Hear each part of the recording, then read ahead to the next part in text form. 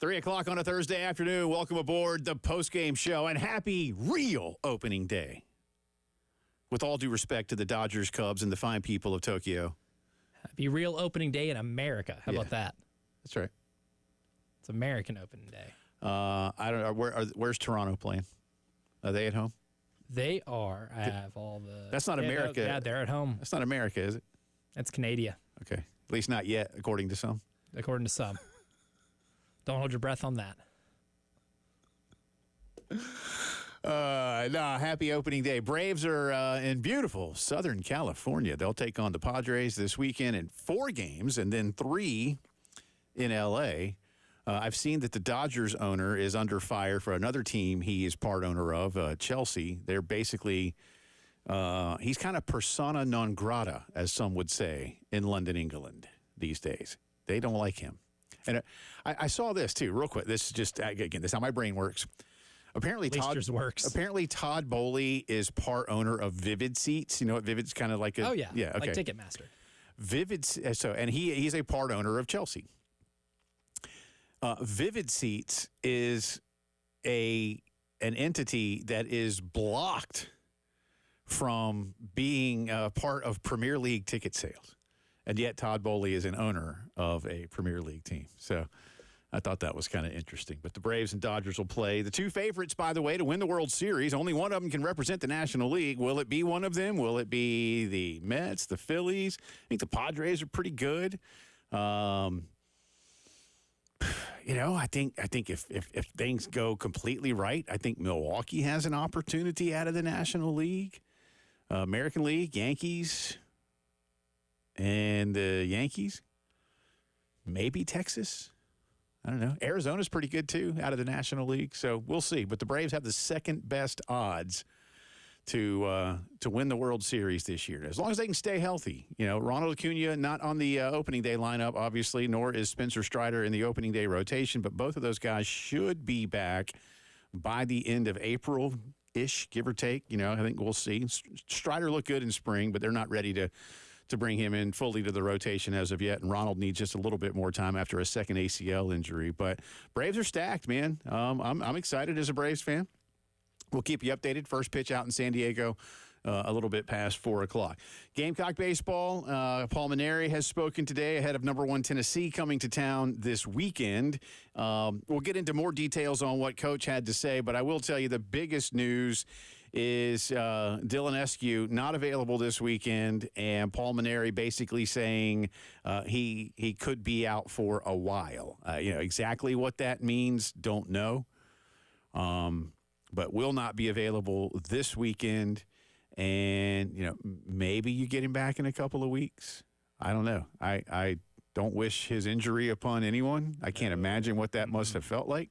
If you haven't heard or if you've just forgotten, Dylan on Saturday in Fayetteville was hit on the head with a BP home run during bullpen drills. Ouch. About as freak an accident. Yeah. I mean, think of what, we talk all the time about odds of things. Like, what are the odds of that? I imagine it's probably greater than, say, being struck by lightning or winning the Powerball. Getting mauled by a polar bear and a grizzly bear on the same day. But what are the odds of, standing there as a human and having a baseball hit you on top of the head? Yeah, I don't know. Somebody knows. But it happened to Dylan in all seriousness, so hopefully he's going to be okay, but he will not be available this weekend. We'll get you more on that in just a little bit. Coming up in the 5 o'clock hour, our good friend David Cloninger will join us in our 5:15 Gamecocks segment. David is in Birmingham covering the women's tournament, which gets going tomorrow. Elijah will be there in person tomorrow as well. So in the first portion of our show tomorrow, we'll be talking a lot with Elijah on site as we get ready for the Gamecocks and the Terps, and might even try, without breaking any rules, to get Elijah to give us a little intel on what's going on with the Duke Chapel Hill game. That'll be going first, and that's a big one. That is a large one, if you will. Yeah. So we'll be doing that for you tomorrow, and we'll have I'm told by our program director, as if he knows what he's doing. I'm told. He's not listening right now, so it's fine. Yeah, he doesn't listen to the station. That's fine. He listens some, but he's not listening right now. He's not. He's somewhere else. I'm told. No way to play this back. Just none. No, it's fine. I don't. This is going off into it's the fine. ether. It's fine. That we have half a program tomorrow. So we will be leaving the airwaves at 4:30 and making way for the incomparable Brad Muller. That's right. Best of the best. So doing that for you tomorrow. And then tomorrow night, if you're not going out to the Ray for the ball game, baseball in Columbia. Now, if you're listening to us elsewhere around the state and have Gamecock Radio Network access, this does not apply to you. All right, this is only for those of you in the capital city. 98.5 FM tomorrow night for Carolina baseball. On WOMG. That's right. So you will not get to hear classic rock. Instead, you will hear Carolina baseball. But if Derek and Stewart want to break into some Eagles or some Tom Petty, that's cool. During a pitching change is probably the best place to do that, you know? Yeah. I don't have a Anytime problem with Derek that. gets a peaceful, easy feeling, I'm sure he's going to be able to break into a little bit of a tune. That's right. In fact, I think you should send him some requests. In fact, go ahead now to Derek's Twitter feed, D Scott Gamecocks, and just start sending requests. Yeah. For what you'd like to have Derek Coach sing. Lake, too. Yeah. I mean, like, if you think Coach Lake can carry a tune a little better, if you think, you know, maybe that Journey is a little more of his wheelhouse. Yeah, sure. Or a wheel in the sky house, if you will. Keeps on turning. Yeah, it does. And maybe Stewart can sing you that one as well. But they do take requests, so hit them up. Make sure that you specify name, artist, album. Yeah. But here's what I want you to do. Yeah. I want you to go ahead and start doing that, but I don't want you to tell them why. I just want to see do it. Yeah. I just want to see their Twitter feeds fill up with classic rock requests. Don't tell them why, because they already know. Yeah, they already know. Like, I can see Derek right now. What the hell? Eagles. Hotel California. Yeah, Beach Boys. What is this? You know. Anyway, sorry, that's the way we do things around here. Wouldn't it be nice? Wouldn't it be nice if I did what? A little bit later on, this isn't like a test that you're going to give me, is it? But it's a thought exercise? It's more of a thought exercise. Okay. Yeah, just to see, you know, if you are making a hire for a prominent SEC program in this college basketball cycle. Okay. We will determine just by using this exercise whether or not this specific school settled or not. Okay. On that note, as if you listen to the very end of the halftime show just now, I didn't rant. Well, I did rant a little bit. And I never look to rant, I promise. But when they fall in my lap, I'm probably going to. And Elijah and I today actually had a couple of things to rant about, and we will likely get into both of them at some point. But in all seriousness, for just a minute, the Kevin Willard situation with Maryland is just so incredibly disappointing because, like a lot of things that we're discussing in college athletics these days, it's so incredibly and easily avoidable. He chose to take the low road against his employer, and he has chosen to pull the rug out in some ways from his team. I don't care how intense the negotiating may be, okay? I genuinely do not. When you skip the team meal the night before a Sweet 16 game, and if we find out, I'll apologize later if we find out that Kevin Willard had like the worst stomach bug ever and was in his hotel room just, having the time of his life. Yeah. But I haven't heard that to be the case. But unfortunately, too, and I suppose, I say unfortunately, that could be more eye of the beholder. A screenshot has made the rounds on social media from a Maryland player. I don't know which one. But this player clearly sent it to somebody who then, and then boom, there it goes, right? That's today's world. But Kevin Willard missed the team meeting. And the player was basically, and I'll just kind of paraphrase what was on the screenshot, was like, what does this mean for us? It's like, hey, man, we'll just go do it. We're good. And that's why I told you earlier, and I told Terry, I know this isn't going to happen, what I'm getting ready to say, but there's like sort of a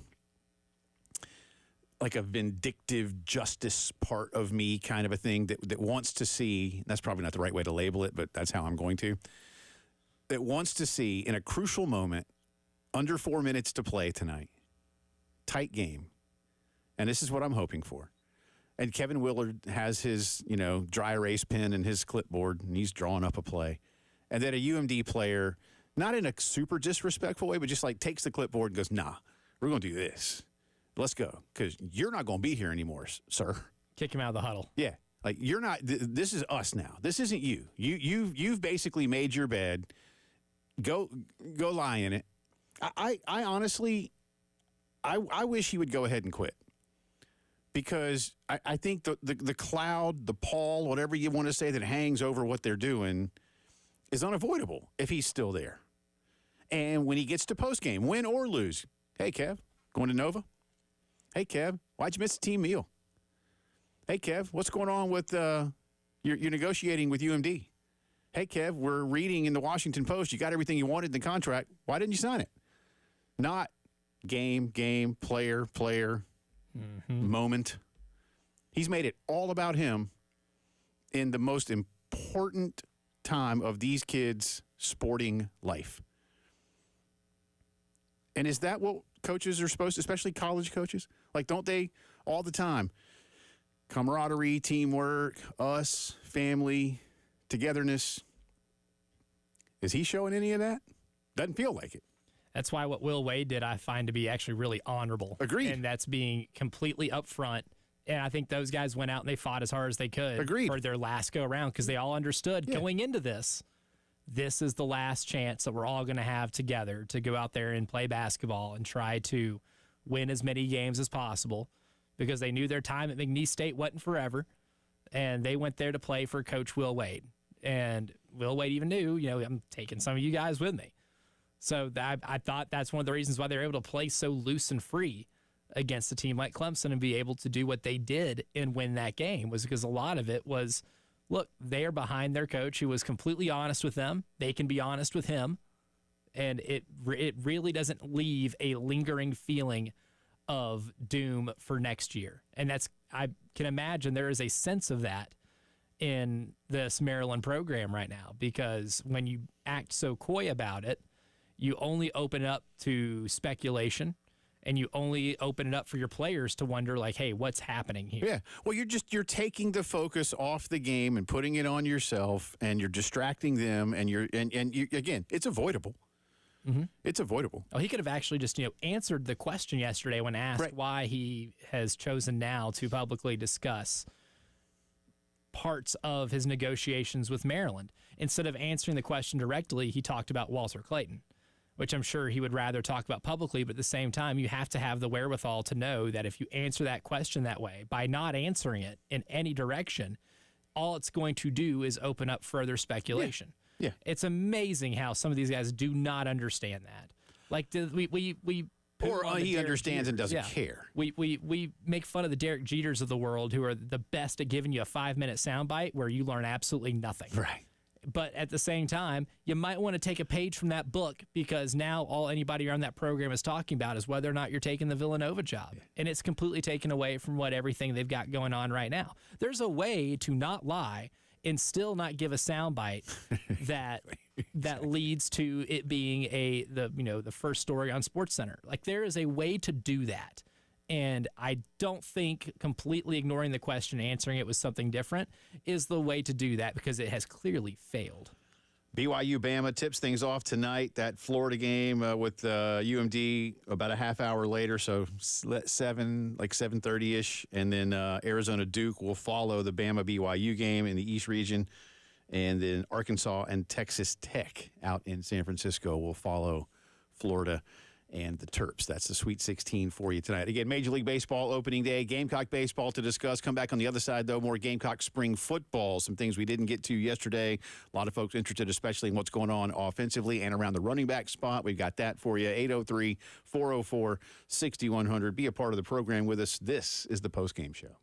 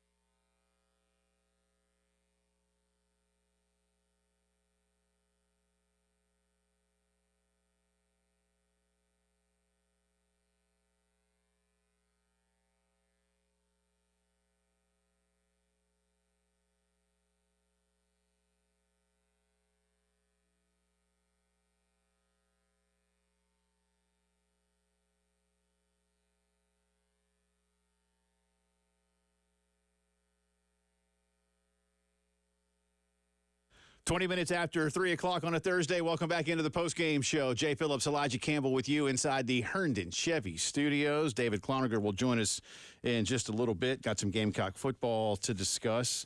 Speaking of football, really, I like it. I mean, Greg Sankey goes on the Dan Patrick program, I don't know, probably 3 or 4 times a year.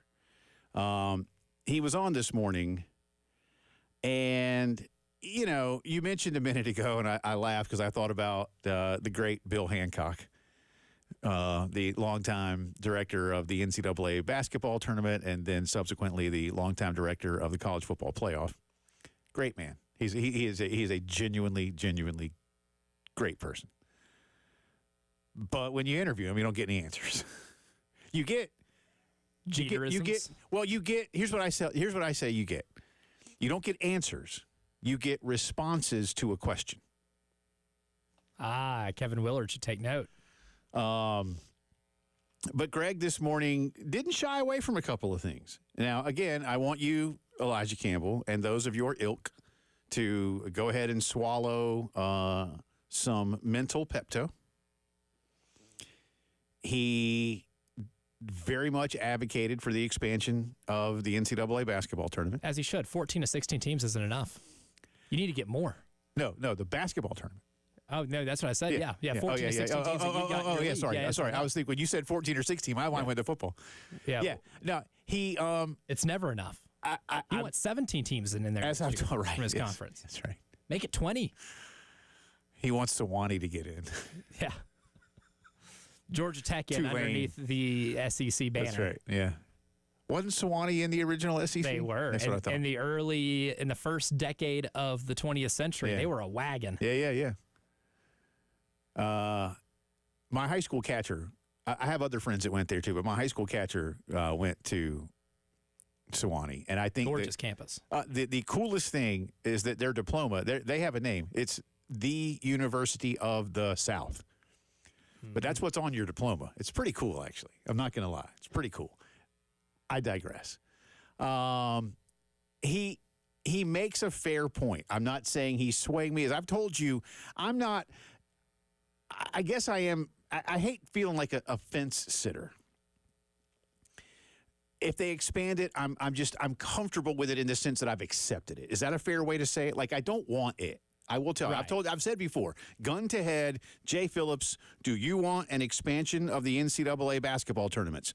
No. You've accepted it because it's inevitable. Because it's coming. And so I'm not going to fight it either because there's no point in fighting it because we know why they're doing it.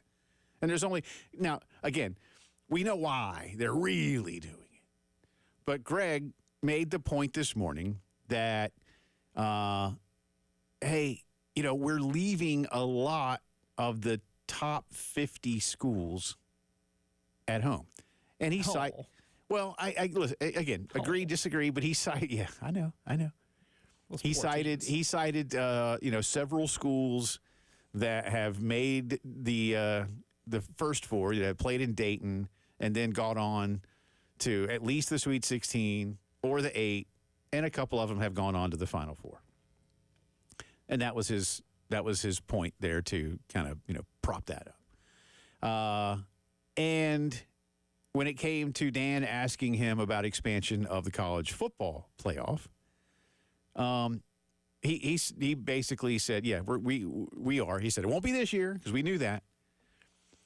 And but it's definitely coming. So there will be more, probably as soon as 26. I agree with what Dan said once Greg's interview was done. I think they'll skip 14. I really do. I think they'll go straight to 16, which in some ways I think they should. If you're going to do it, you might as well. Yeah, I don't think – I want the whole first round played on campus. I would like to see the whole second round, or I guess that would be a quarterfinal, played on campus. Would be tight. And then go back to what you were doing with the 4-school BCA or CFP. And then if you need to incorporate your bowl games, not bowl games anymore, then okay, go ahead and do that. That's fine. And then rotate those accordingly. Didn't shy away from those things. There was one other one that he had too. I didn't write it down, I guess. Oh, he took a shot at Nebraska Good. for canceling the Tennessee series. I can agree with him on one thing in that interview. Yeah. So that was good. That one's not self-serving. Very nice. I don't know how quickly you can expand the NCAA tournament, considering that the NCAA itself farms out the sites so far in advance. I doubt it would be extremely difficult to add one more city to play 4, 6, or 8 more games. Shouldn't be too hard, should it? I mean, how long do you want to make this thing? We call it March Madness. This thing goes into the first week of April. That's a good question. I guess you'd just have to have a lot more games on Tuesday and Wednesday. Yeah. I guess that's it. It's just you have a full day, because I guess what, Tuesday and Wednesday now we just have 2 night games each, right? Mm-hmm. So I guess if you're going to add, I guess 8 more slots is probably what they're going to do to start, and you have to cram them all into the same day. And one of the reasons why the first 4 is so successful right now is because it's just 2 straight nights of doubleheaders. Right. Americans only have 2 eyeballs. Well. Some 1. I don't think anyone has 3. So you can't be able to watch all of this at the same time. Don't moms have eyes in the back of their head? Isn't that the old? Allegedly.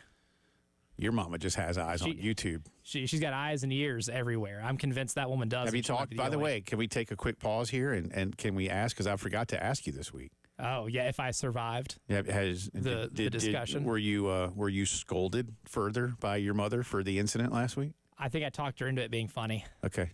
For those who didn't hear last week, Elijah was kind of responsible for running a contest, I suppose. Yes, a giveaway. A giveaway for tickets to the Carolina-Tennessee Tech NCAA game. And you needed to tell us in just a few short words, like within a tweet, basically, your best playing hooky story from school or work in terms of watching basketball or some sporting event. And Elijah gave an example of how he had gotten his younger brother out of high school when Elijah was in college by impersonating his father's voice. His father had known about this and was not pleased, but your father had known years ago. Elijah was telling the story live on the air on Thursday while we were down at Twin Peaks. And as it happened, which is great, I appreciate that she listens. Elijah's mama was tuned in via the YouTube channel. And even though this happened 9 years ago, Elijah's mama did not know that this had ever occurred, that one of her boys had gotten one of her boys out of school for the sole purpose of watching basketball, not for anything. At a bar. Yeah. And doing so under the guise of needing to visit with sick relatives. And hilarity ensued. It did, yeah. And I said to Elijah, it's March, and you'll probably see your mother again before then. You certainly will. But nevertheless, come Christmas time, when everybody's together at once, you will hear about this. Oh, it will get brought up. No, Thanksgiving or Christmas. I haven't been able to make Thanksgivings for the last couple of years, but Christmas definitely, because I always go back. But yeah, or family vacation. How did you convince your mother that this was funny from her point of view? Because of how everyone turned out.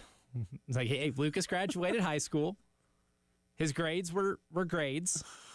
As good as they were. He got grades. That's good. Yes. Lucas got into college. Yeah. Graduated in 4 years. Okay. And he's a very, functioning, competent paralegal for my sister's law firm. Okay. He's doing well. Fair.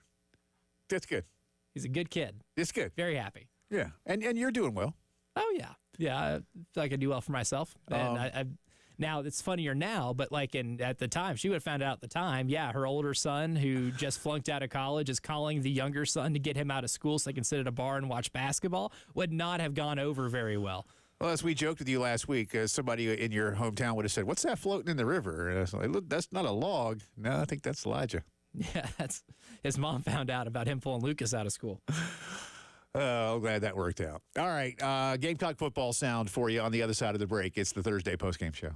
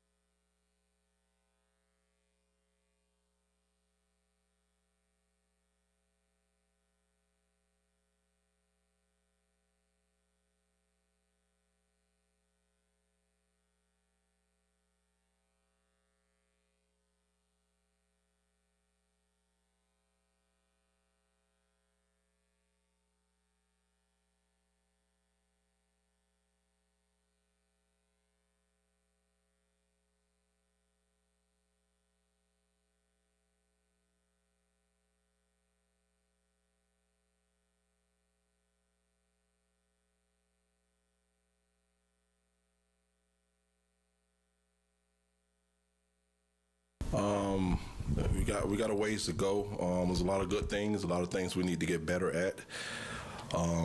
But practice 3, so we got a couple more to go. So I'm just looking forward to those guys. They've been done a good job of preparing themselves and getting ready to go every day. But just got to continue to progress, especially with the young guys. That's Coach Markel Blackwell, Carolina running backs coach. Welcome back in. Jay and Elijah with you on this Thursday as the postgame show rolls on. Spring ball rolls on. By the way, free plug for Josh Pate's show, CBS Sports Network's Josh Pate. He's been sitting down with a lot of coaches recently and had a terrific, near hour sit down with Coach Shane Beamer. Very enjoyable. I'll say the same thing about what he talked about with Kirby Smart. So if you're interested in – Josh is a good interviewer. He's really come into it, man. I don't want to say he's come out of nowhere, but he kind of has in the last couple of years. He's really grown into but because he's good at what he's doing, and I think people trust him, and he's not there to play gotcha. Right. Which is why there'll be 0 questions to Kirby about his players. Well, that's true. We'll probably get into that in a little bit. I find it. Because this is getting absurd. It is. If you didn't hear. And it's a Kirby problem now. Well, it is. If you didn't hear yet another Georgia player arrested for reckless driving, a young man going 107 miles an hour in a 65-mile-an-hour zone just outside of Athens with a passenger. And then stopping the car in the right-hand lane when he got pulled, which caused further danger for other drivers on a road where the speed limit is, again, 65 miles an hour. Anyway, yeah, another one. That's it. I don't get it. I mean, but if I'm Kirby, an evergreen news story. Just change the player name. If I'm Kirby, I'm starting to throw my hands up. And at some point, too, dead serious, you and I talked about it this morning, and I know others feel this way. At some point, a harsh example must be made, football roster and ability be damned. And I mean it when I say this, even though it sounds like I'm being my typical smart-ass self.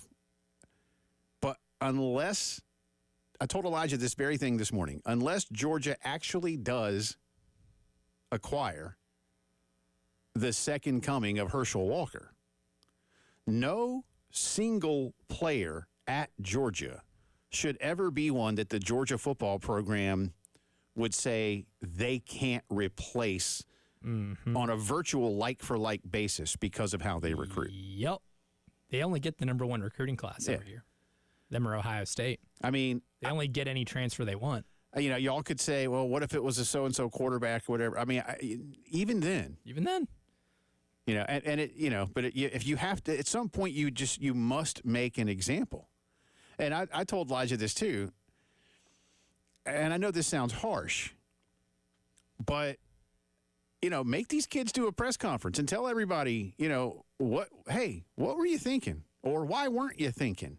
Put them on the spot. And people, they're young, they're kids. Listen, if I'm going to sit here as somebody like I am and talk about how you can't restrict the rights of free American adults, then when you're doing something like this, you are, by the law, an adult. A young adult, yes. And at times an immature adult, sure. But an adult. So, we societally can't have it both ways either. But it's becoming a problem. And again, as all of you know, in Athens a couple of years ago, one of these situations quite literally led to the deaths of 2 people and severe injuries to others. And we've had several cases of this. It's unfortunate that it's happening the way it is. And it isn't like, Georgia is seeking out kids that want to, street race. But what message aren't they getting? Because I believe him when he says, hey, we're bringing these people in and we're teaching them, and they're still doing it. All right, well, then you got to get rid of them. Or strike a little more fear in what the consequences would be if you do. Yeah. Because apparently there is just no fear. I would agree. There's complete disregard. In the meantime, let's get back to Gamecock football for you. Coach Blackwell speaking yesterday. Obviously, Rocket Sanders is gone. Russell Faison coming in, and you certainly hope he's going to be eligible to play. Certainly pointed in that direction, but we don't know yet. Oscar Attaway is back too. He compares and contrasts the top two, it seems, running backs on the roster. A little different. Oscar's done a great job of getting better. I mean, he's gotten better. You can see the improvements, you know what I mean, from last year to the three practices we've had so far. So just continue to learn him, continue to watch him grow. He's played a lot of football, so some things come to him natural. But those two guys are doing a really good job right now. Yeah, and a lot of people love what Oscar Attaway can do. He looked good in the bowl game. And there might be some anticipation to see even more of what he can do when he's the guy. And again, for Faison, a guy in the last 2 years out of Utah State, ran for a shade under 1,900 total yards, had more than 1,100 yards last season. By all accounts, one of the better backs that went into and came out of the transfer portal. Mm-hmm. So, are either of them Rocket Sanders? No, but that might not be the worst thing in the world. It depends on how you want to look at it.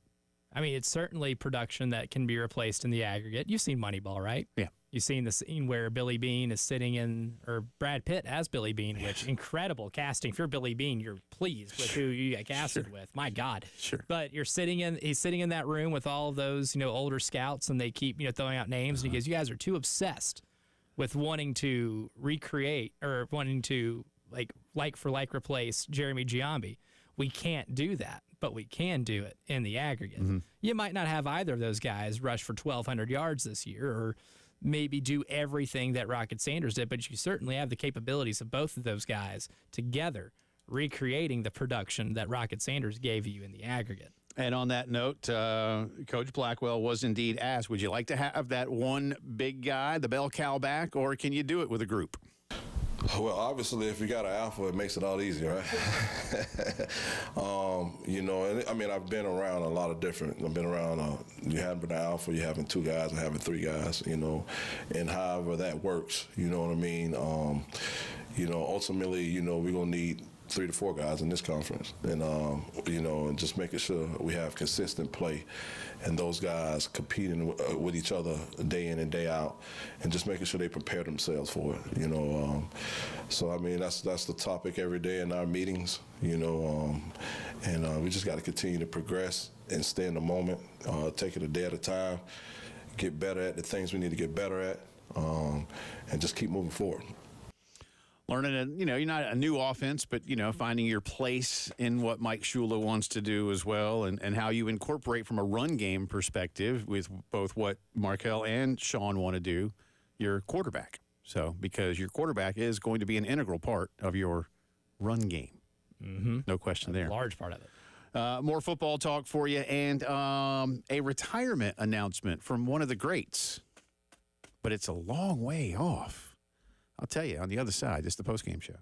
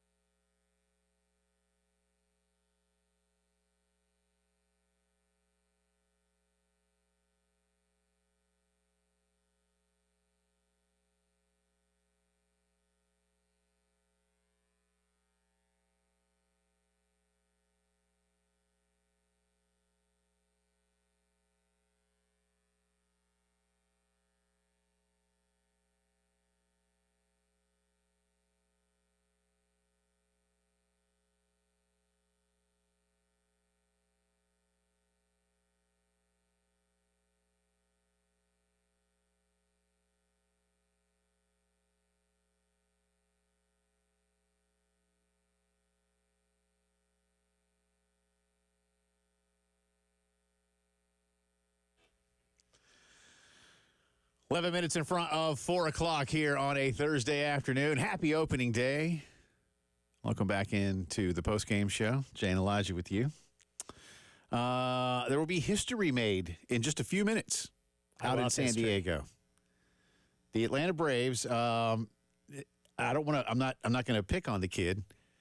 It was by default, not like because he directly earned it. Although he did directly earn the opportunity. But Drake Baldwin is going to start behind the plate today for the Atlanta Braves. Drake is 23. Wow. Sean Murphy is hurt, got a little rib injury, got plunked like a week or so ago. I forget exactly when. Classic Braves, already starting the injuries before opening day. But Drake Baldwin, age 23. No relation to Doug Baldwin, Seahawks wide receiver. Will be making his major league debut today. He has never played in the bigs.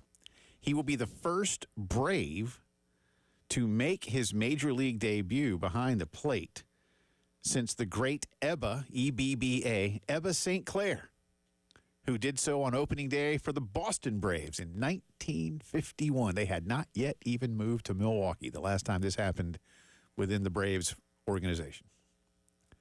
So there you go. That's pretty remarkable. That's some pretty remarkable history right there.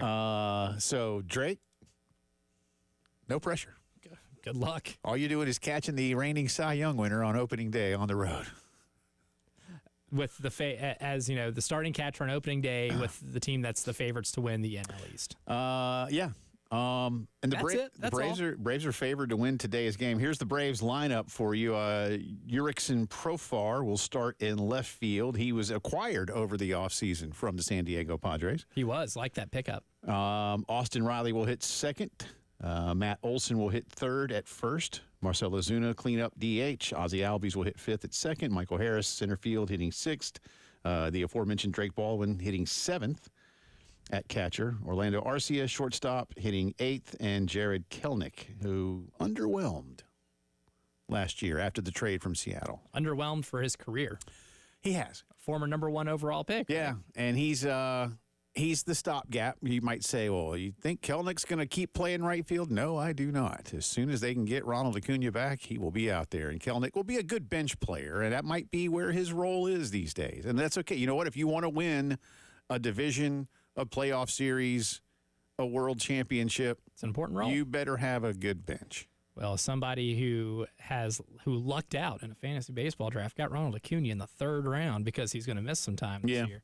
Stashing him for a little bit. So if he can come back, that's good. In like late May, that's good. I'd be excited for that. And again, Chris Sale on the hill for the Braves today. I told y'all one of the greats is retiring, and I mean one of the greats. And I also said it'd be a long time. Jim Nantz has announced his retirement date for everything. April 14. 2036. Wait, what? Yep. He did. He was doing an interview. Here's why. He's kind of serious, but you'll just hear me out here and hear him out through me. Jim is 65. He was actually doing an interview with a golf magazine over in the UK called Bunkered. What a great title. I love it. That's pretty good. The reason he chose April 14, 2036 is that will be the Sunday of the Masters that spring, and it will conclude, Elijah Campbell, the 100th edition of the Masters. But before you say, well, how does he know? Quote, first off, my health would have to hold up.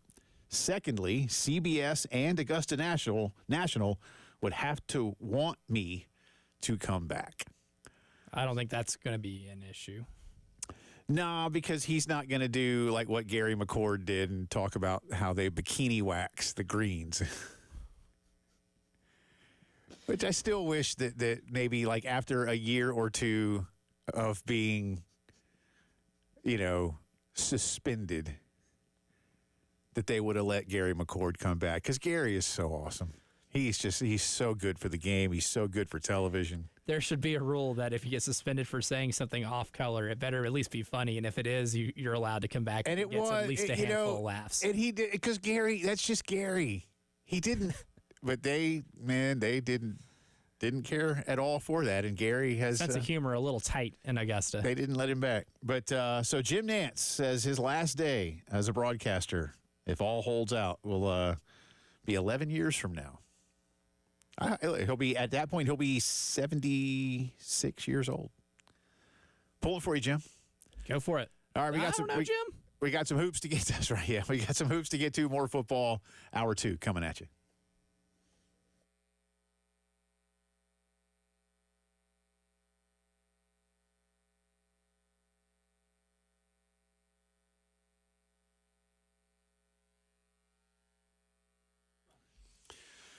I'm going to be using some of my equipment from Cato's Power Equipment this weekend, probably all of it, whether it's my Toro Time Master lawnmower, the brand new blower, pole saw. I got stuff to do. Wasn't home last weekend, so I got to catch up as well. And spring is a great time to do so much yard work. It's also a great time for you right now to get into Cato's and see the latest, whether it's traditional gas-powered, whether it's brand new battery-powered, especially battery-powered for those of you that are doing it for yourself around the house, right? A lot easier to use.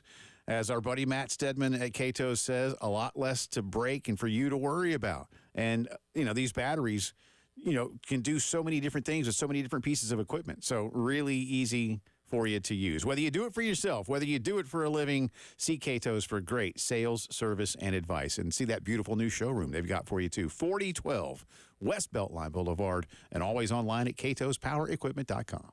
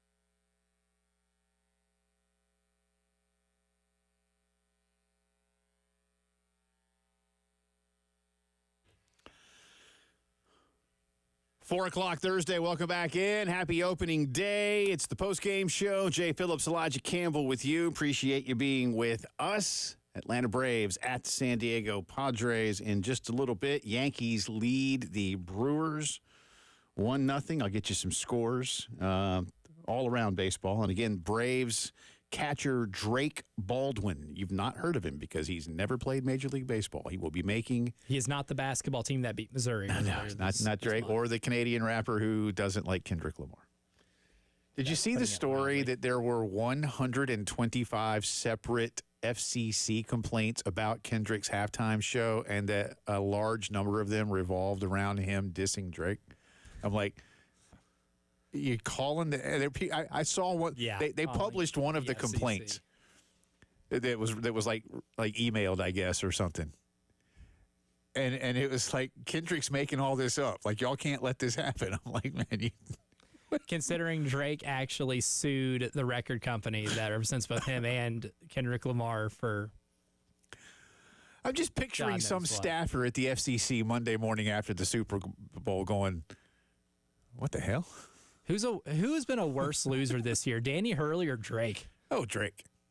Yeah, Danny Hurley hasn't tried taking the officials to court yet. No, Drake. It's Drake. It's definitely Drake. Yeah. But I thought that was funny. 125. And again, how many? I'm sure some of them were from people who just, that's too suggestive or some such, or I don't like bad language.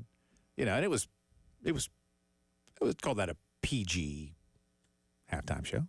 Yeah, I mean, right? It was edited out. A lot of words were were censored. That's what I'm saying. Yeah. But anyway, what do you think the FCC is going to do now? Nothing. Yeah, no. Mr. Lamar, you disrespected Drake. We don't know next year's Super Bowl halftime act yet, do we? Here it's Barry Manilow. Just a rumor. Just a rumor. Started by no one but me. I'd rather have Barry Williams. That's Greg Brady. I'd rather Barry Gibb. Yes. Actually, yes. I do love Barry Manilow. I'm a fan of myself. Yeah, you've told me that before. That's interesting. I do like some easy listening. My late mother, may she rest in peace, was a Barry Manilow fan. Like I told you, I like the American Bandstand song and Copacabana. Sang Copacabana karaoke on a Disney cruise when I was 14. Wow. Had the entire place doing a Congo line. Nice. Yeah, one of my greatest life accomplishments. Well, her name was Lola, and she was a showgirl. So there's that. She can't confirm. His name was Rico, and he wore a diamond. Stop us now. Stop us now. Again, Sweet 16 gets going tonight. BYU against Alabama. That's the East region, followed up in Jersey by Arizona and Duke.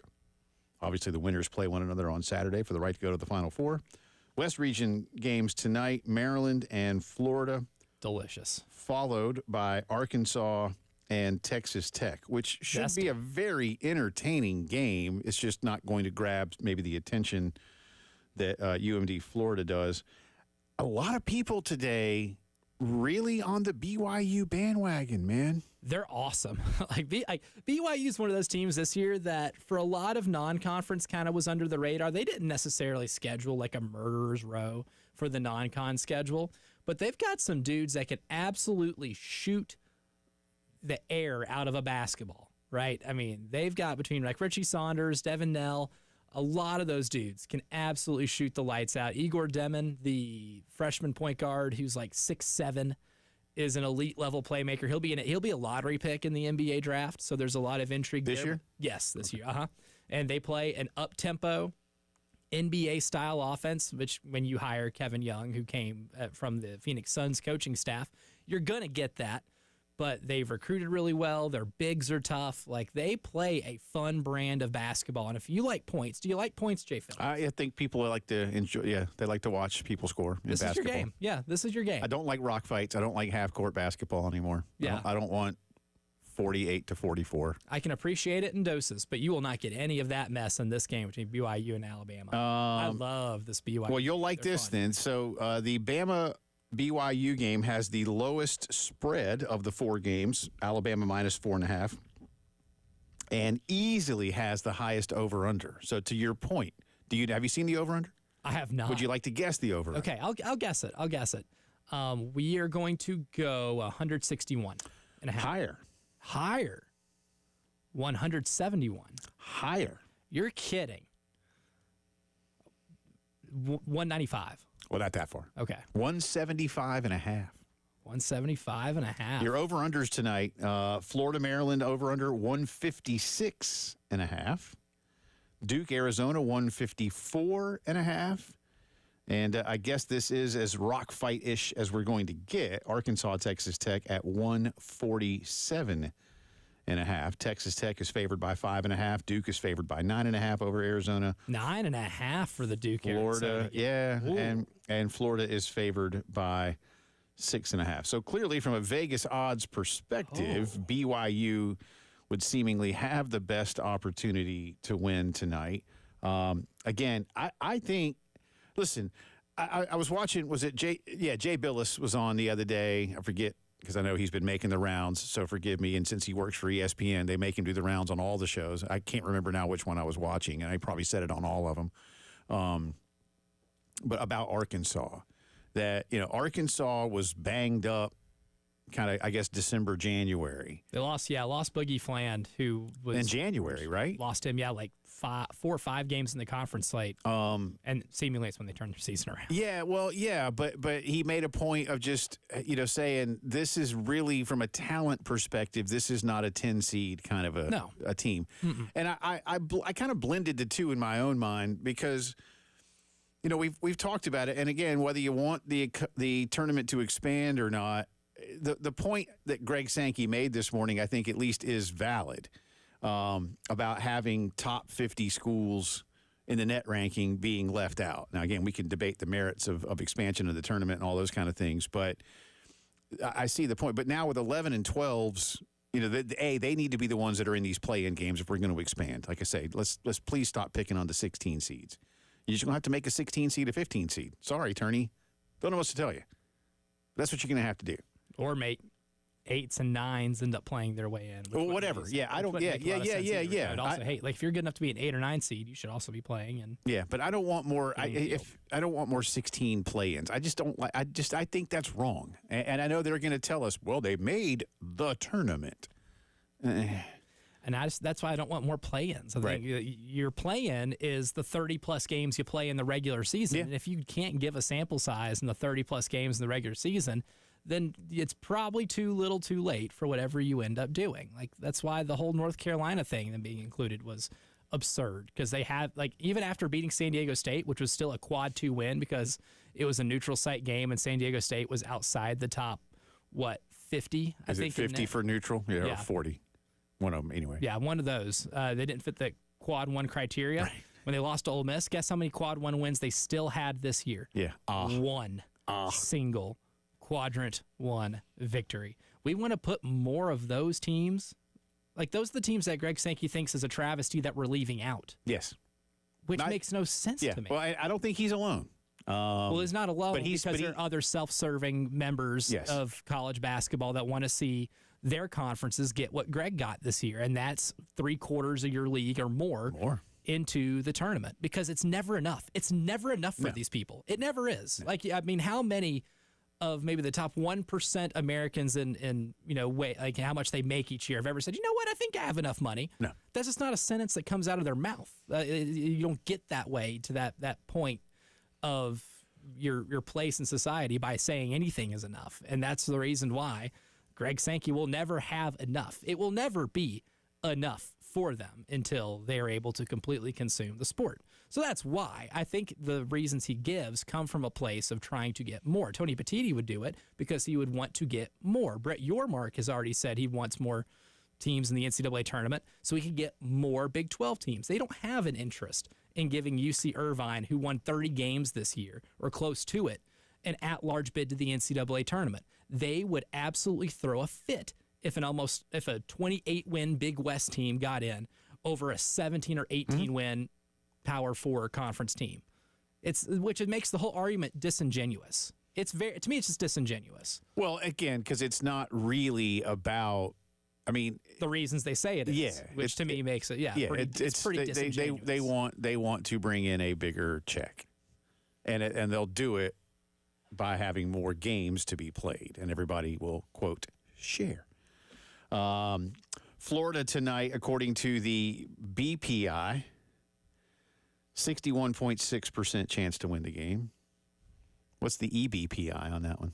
I'll say about 59. Okay, so a little bit better for the Terps.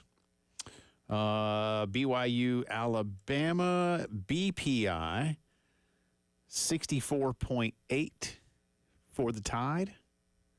EBPI? 57. Okay. So a lot better chance right there. All right. I am very high on BYU. That team is dangerous. Duke and Arizona, Dangerous. 76% even for the Blue Devils. EBPI, I'm going to go 68 okay. because there's a Caleb Love factor. I don't know if you know of course, everybody knows the lore of Caleb Love. He came into college basketball to chuck up threes and beat Duke. And he's all out of chucking up threes. He's here to beat Duke.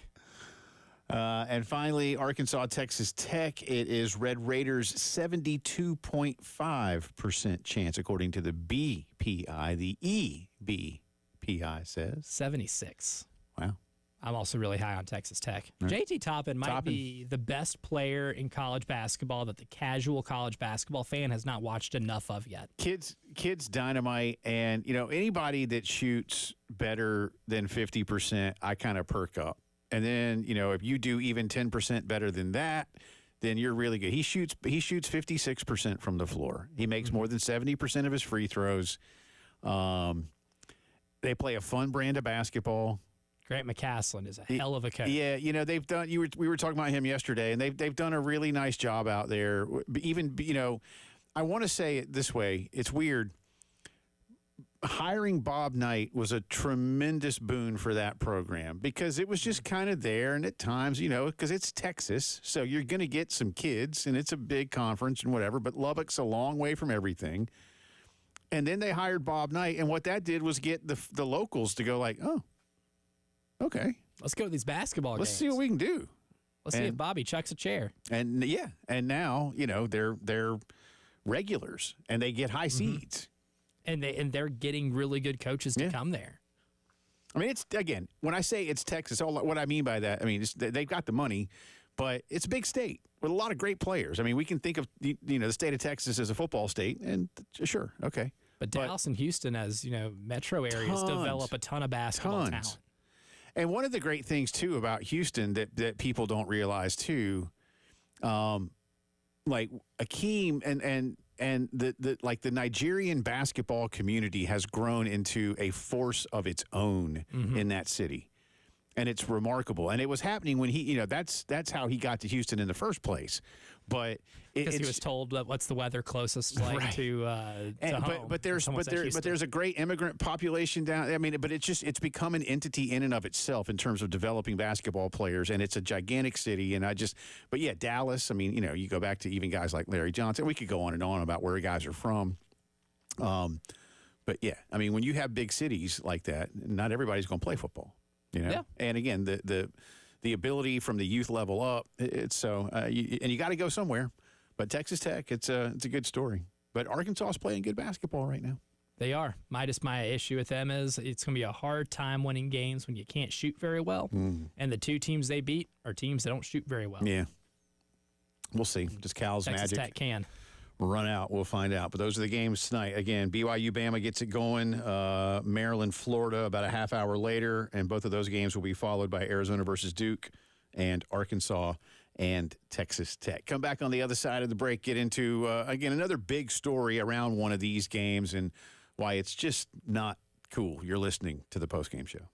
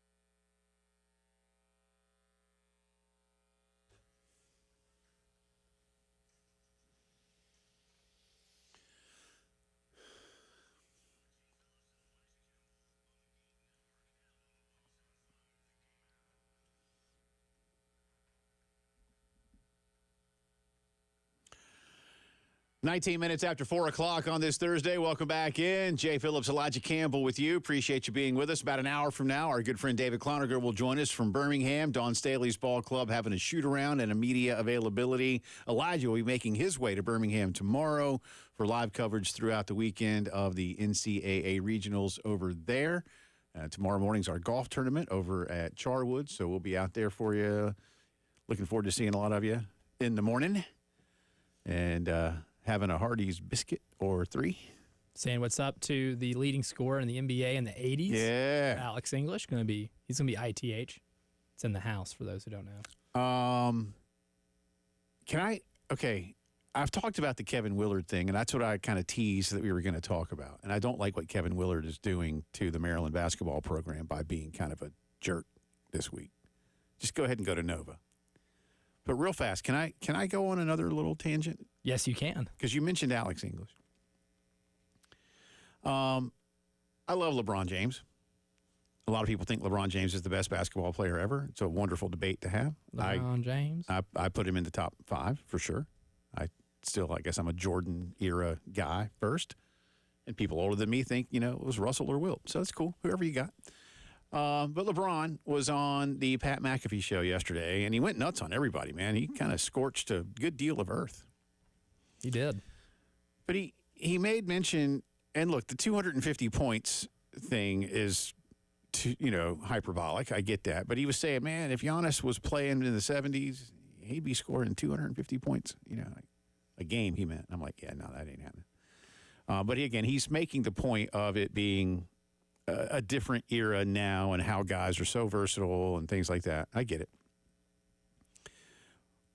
I forget, was it a guy for the Rockies or the Diamondbacks a couple of years ago that said, like, Babe Ruth couldn't play today with his skinny little legs and he'd be terrible? I'm like, if you just plopped 1920s Babe Ruth into 2020s baseball, he may need to acclimate, but what makes Buddy, you think... if you showed 1920s Babe Ruth an iPhone, he'd have a stroke. Yeah, but I mean, what makes you think that he ultimately couldn't catch up to your heat and hit the ball 400 feet the way he used to? I mean, Babe Ruth was an amazing baseball player. Right.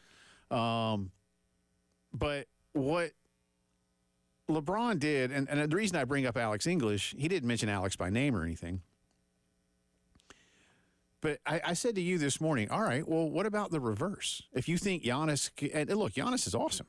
He's won a title. He's been an MVP. I love Giannis. He's great. He's great for the game. He's helping grow the game globally. It's awesome. But I think about how basketball is played today, and the first name I said to you was, all right, well, tell me what, if you're old enough to remember the Iceman, George Gervin, like, tell me what George Gervin would be doing today. He might be scoring 50 a night. Tell me what Larry Bird even would be doing today with the way the game is played and with the spacing on the floor. With modern nutrition and knowledge that we have of our bodies. So why don't players, when they want to say things like that, I get it. And that's and the point I'm ultimately going to make here, I don't like comparing eras because they're different. I mean, but are you going... Society's different. If I put Shaq, if I just went into the Mr. Peabody Wayback Machine and I swapped Shaq for Wilt, you know what both of them are going to do?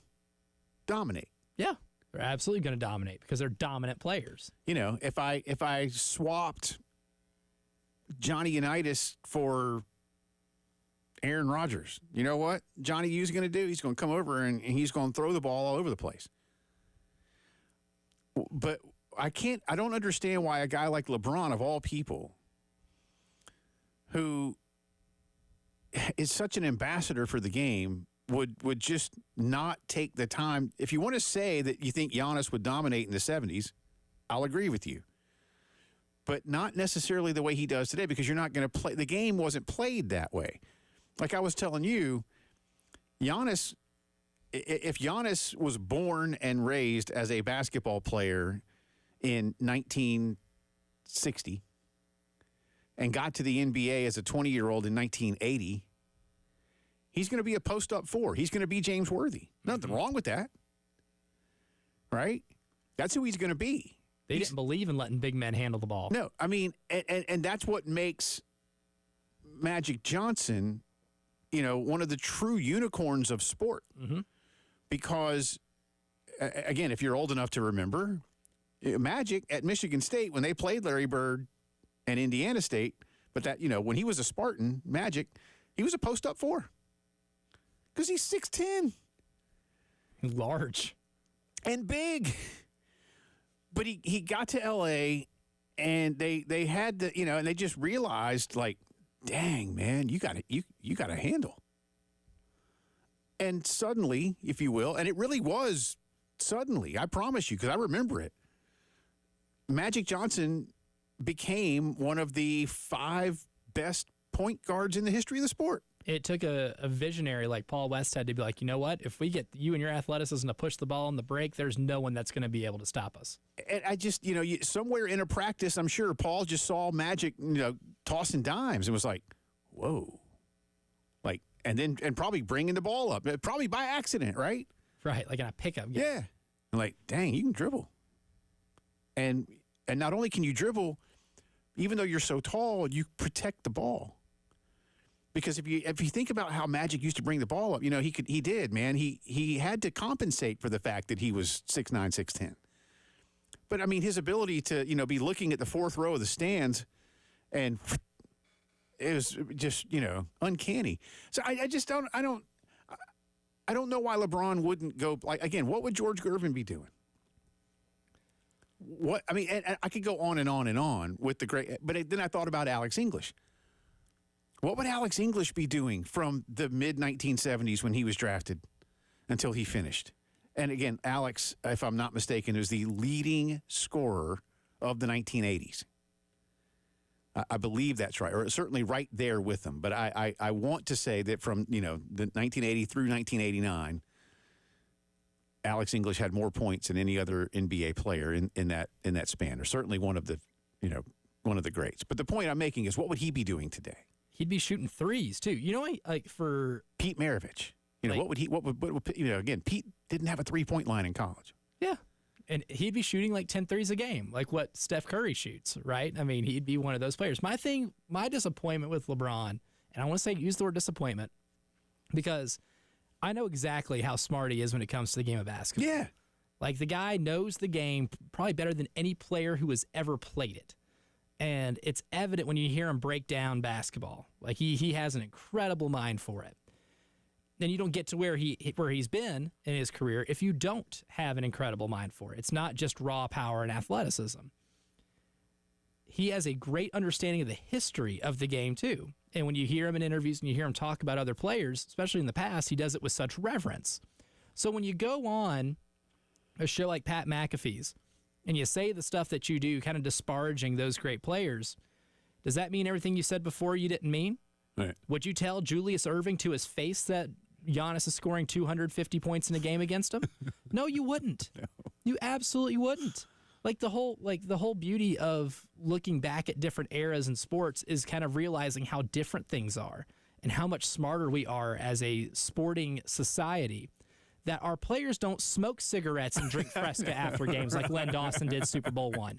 They don't, because we know that's bad for you. But when you hear that, like, players in the 60s and 70s, basketball players that were smoking cigarettes, I'm like, bro, how? Yeah. Like ABA locker rooms, if you ever read the book Loose Balls by Terry Pluto, great book about the ABA. Like, those dudes were carrying in, like the Indiana Pacers back in the day were carrying in like revolvers and smoking cigarettes in the locker rooms. It smelled like a pool hall in there. That doesn't happen now. Our habits are so dramatically different that comparing guys and eras is pointless because society has changed drastically. It makes no sense. And LeBron's smarter than that. Yeah, I don't know why I don't know what he was going for. I hate that he devolved his sense of basketball when he got in a room with dudes who don't know basketball. Yeah, I think those guys don't. I think that might have been what it is. They don't. He just kind of devolved into the environment he was in, which is really disappointing. It is. Because he knows better. He absolutely knows better. And, like, I'm not here saying, Giannis wouldn't dominate. That's not what I'm saying. I'm just saying that it's my biggest pet peeve that when people try to compare eras, they do so just saying, so-and-so would do this. Well, things would be a lot different if they lived in the time. We don't have time machines. That doesn't exist. We can't just plop dudes anywhere in any given on one now. time. Yeah, and once you figure that out, then we can do that, and then we can have those discussions. But everybody that played in the 60s, 70s, 80s, 90s today are products of their environment. All right, we have a thought exercise coming. Tell everybody, give them a tease. We're going to pretend that Jay is the athletic director for Texas. Oh. And we're going to find out if hiring Sean Miller is settling. All right, I better go find a belt buckle and some boots. All right. You're listening to the Postgame Show.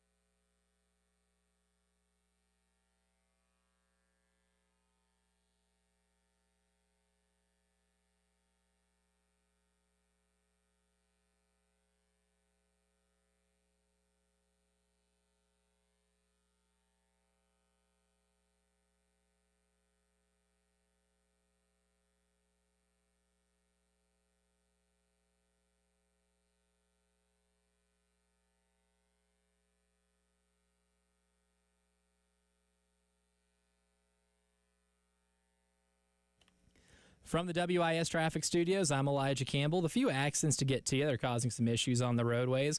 Starting with an accident that's got the right lane blocked on I-20 eastbound after US 1 near exit 58. One on Gervais Street near Hugh G. Street. An accident on Highway 1 at Augusta Road at Rabun Road. And on US 378, looks like that's near I-77.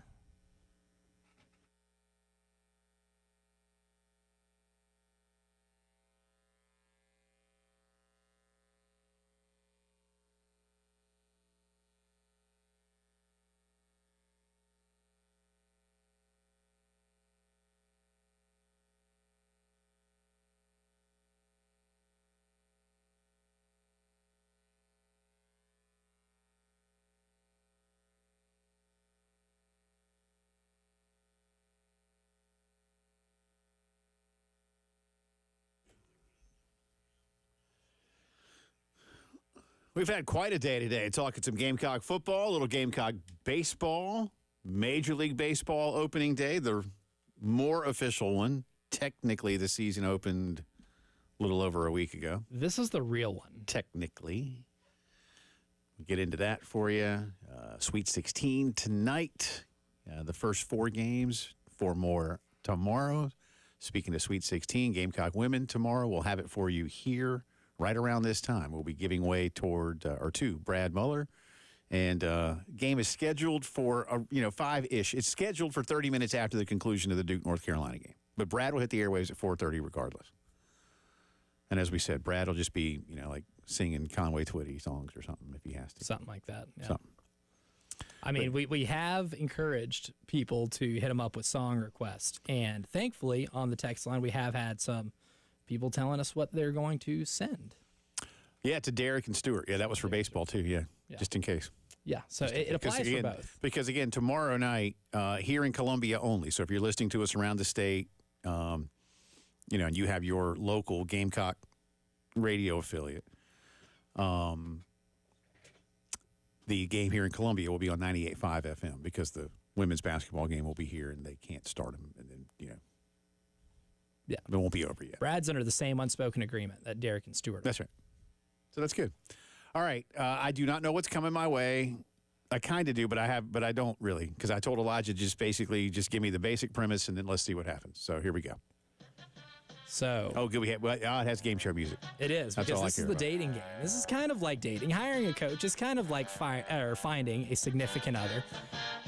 And we're going to put you in the shoes of Chris Del Conte, the athletic director for Texas. And, The boots? Life, yes, the boots. Get you a cowboy hat, too. That's right. Nice little belt buckle, maybe a bolo tie. Yeah, bolo. But Do it. in life, sometimes, when we're finding romantic partners, we have oftentimes settled. And we know when we do, and we know when we make those mistakes. And I've kind of thought maybe Texas might have settled with Sean Miller. Okay. So I'll present you Sean Miller as a coaching candidate. Right. And then I will give you the names of other coaching candidates that were available in this cycle. And you'll tell me if you would take that person over Sean Miller. Okay.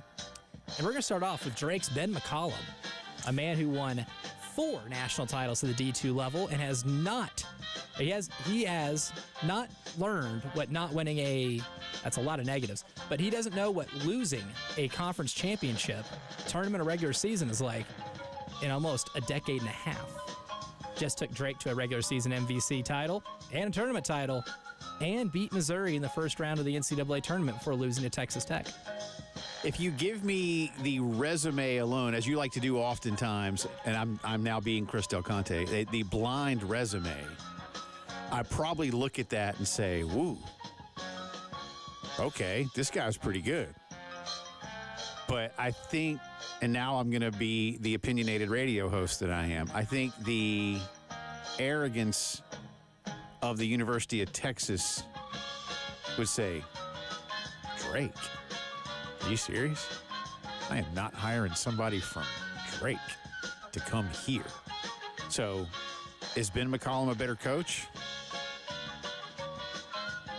Probably these days. But I wouldn't have taken him, but not because of the basketball. I'd have taken him because I don't think he's done enough where he's done it. So you're sticking with Sean Miller. Sticking with Sean Miller because people know who Sean Miller is. I don't know if that's a good reason. But you are the Texas Athletic. But I am. That's right what. That's why I'm. But I'm giving you up front why I'm doing it. Yeah. Now we'll go to another former Drake head coach. All right. Darren DeVries spent 1 year at West Virginia, just barely missed the NCAA tournament, and caught the eye of Indiana. But at this point, knowing what we know now, would you still take Darren DeVries, assuming he is available? Let's say we're doing these negotiations back in January when you know the Rodney Terry experiment is not going to plan. That one's harder because at least now Darren, did a good job in a very good conference. So he does have that leg up on Ben McCollum.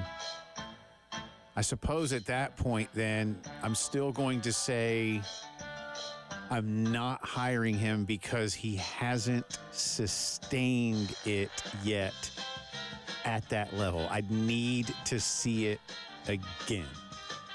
So, again, is he as good a basketball coach? Probably so. And he is going to Indiana. He is. Not a bad job at all. But, again, I'm Texas, and I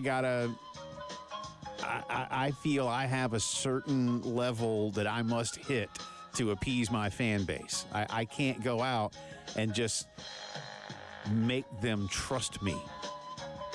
So, no, I'm still on Sean Miller. How about Will Wade, former McNeese State coach who just beat Clemson in the first round of the NCAA tournament? Has taken McNeese State to 2 NCAA tournaments, 2 regular season and tournament titles in the Southland Conference, with a combined record in those years of 38-2 in the league. So, what interests me about this question is that word, interest. Because the answer to your question, would you take Will Wade over Sean Miller? Yes. I wonder if Will Wade, now got to be Jay Phillips for a minute. I can't be Chris Del Conte for a second. Was Will Wade interested in the Texas job? Because I feel like if he was, you tell your agent and then you make NC State outbid Texas, and that ain't happening. So I wonder, or did Chris Del Conte, now I got to be Chris, well, he just got out of that scandal thing. I don't think the Texas folk would have cared. I would have personally, Elijah, yes. If I'm Chris Del Conte and it comes down to Will Wade or Sean Miller, they were both embroiled in the same basic national scandal. Yep.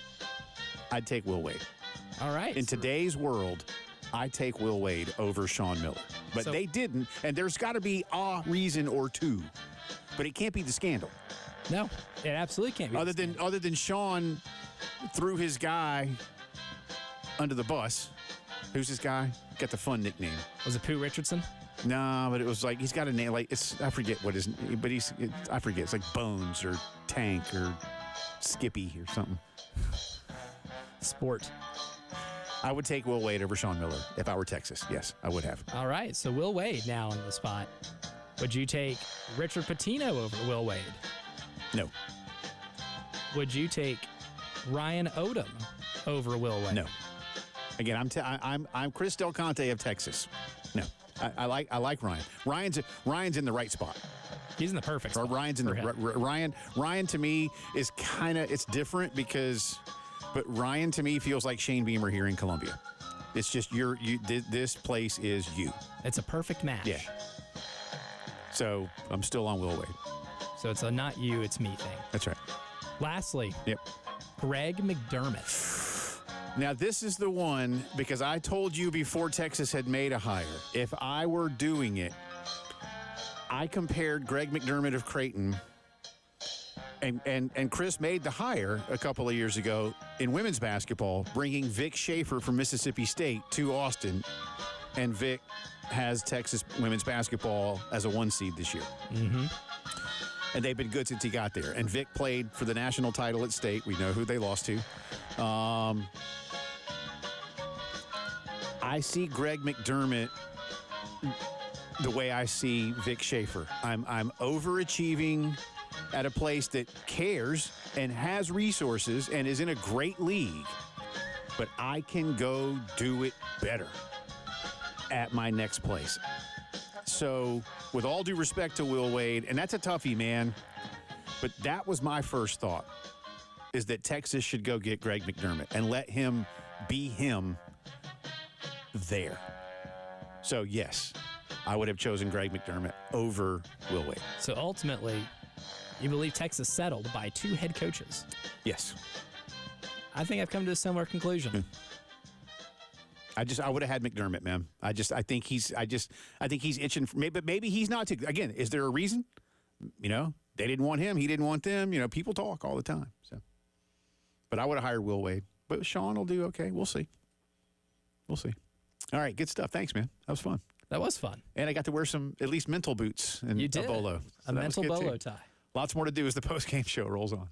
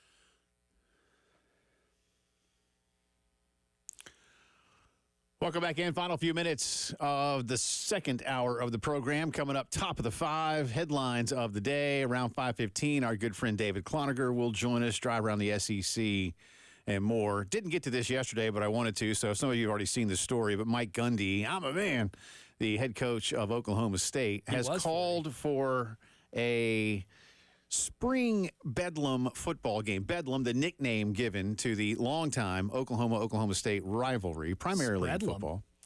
But he wants one in the spring, and he'd like to do a home and home. He says you could charge $25, give the money to NIL and charity, and have some fun with it. That sounds great. And yes, I support you, Coach Gundy. Now let me take it a step further. Play your bleeping rivalry game in November when you're supposed to. When people care. If you want to do it in the spring, that's fine. Spreadlum. Spring Bedlam. But to mention this and then not have the addendum to the story just seems silly.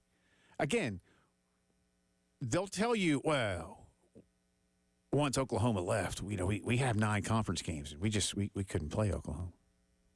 If Oklahoma, well, now that we're gone, they say we got other because we have an SEC schedule now. Gross. Weak. It is. It's weak. And I threw out a tweet today that said that the leadership of both schools understands perfectly that they should play and why they should play, and that not playing is only. I think it's spite and hurt feelings. That's what I said. Spite and hurt feelings.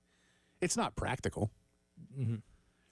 I mean, should either of those schools ever run away from an opportunity or a challenge? No. Should embrace them. Yes. Again, I don't know. What would Barry Switzer do? Take a gun to the airport. It's the only answer. Oh, it's true. That's what makes it funny. I'm only working on historical precedent here. That's the thing. Look, I'll blend a few different things here. It feels like Syracuse and Colorado are going to play a game next month. Earlier in the program, I mentioned Shane Beamer going on with, actually Josh Pate came to Columbia the other day and taped about a 1-hour interview with Shane. It was very good. If you haven't seen it, just punch up Josh Pate on YouTube and check it out. But in that interview, Josh asked Shane, again, you're in favor of an exhibition game in the summer or a game against somebody in the spring. Yes. Let's see more of that. But I come back around to the main point here of hearing one of the two coaches. I don't know that Brent Venables said anything about it or anybody at, Joe Castiglione, the AD at Oklahoma. I don't know if they've reacted to this in any way. If you want to play a spring game, great. But hey, Oklahoma and Oklahoma State, put Bedlam back on the calendar. And like I've said before, here's how easy it is. Hey, how you? Good. Want to play? Yeah. All right, cool. Later. It's that easy. Yep. It's that easy. I promise you. Don't have to jump through any hoops. No. And it'll take about that long to do it. Hour 3 coming up.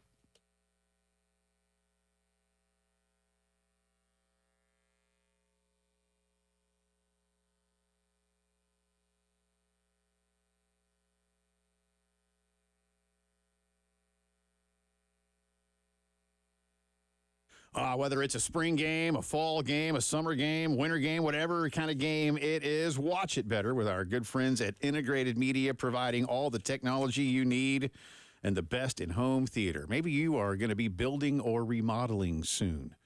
Call Integrated Media, have them work with your contractor, install the in-wall or in-ceiling speakers that will sound amazing with a Dolby Atmos system at your ready. A TV, listen, if you got a wall big enough, they got a TV big enough to fill it. Promise you. Maybe you're saying, Jay, you know what I'd like to do? I'd like to go outside when I'm grilling or I'm by the pool or on the deck, and I'd like to watch a game out there, but I don't want to bring a TV in and out or cover them up all the time. Ha-ha. With integrated media, they install outdoor home theater systems built to be outside 24/7, 365, rain or shine, hot or cold. 803-948-8327. Whatever you want in home theater, integrated media makes it happen.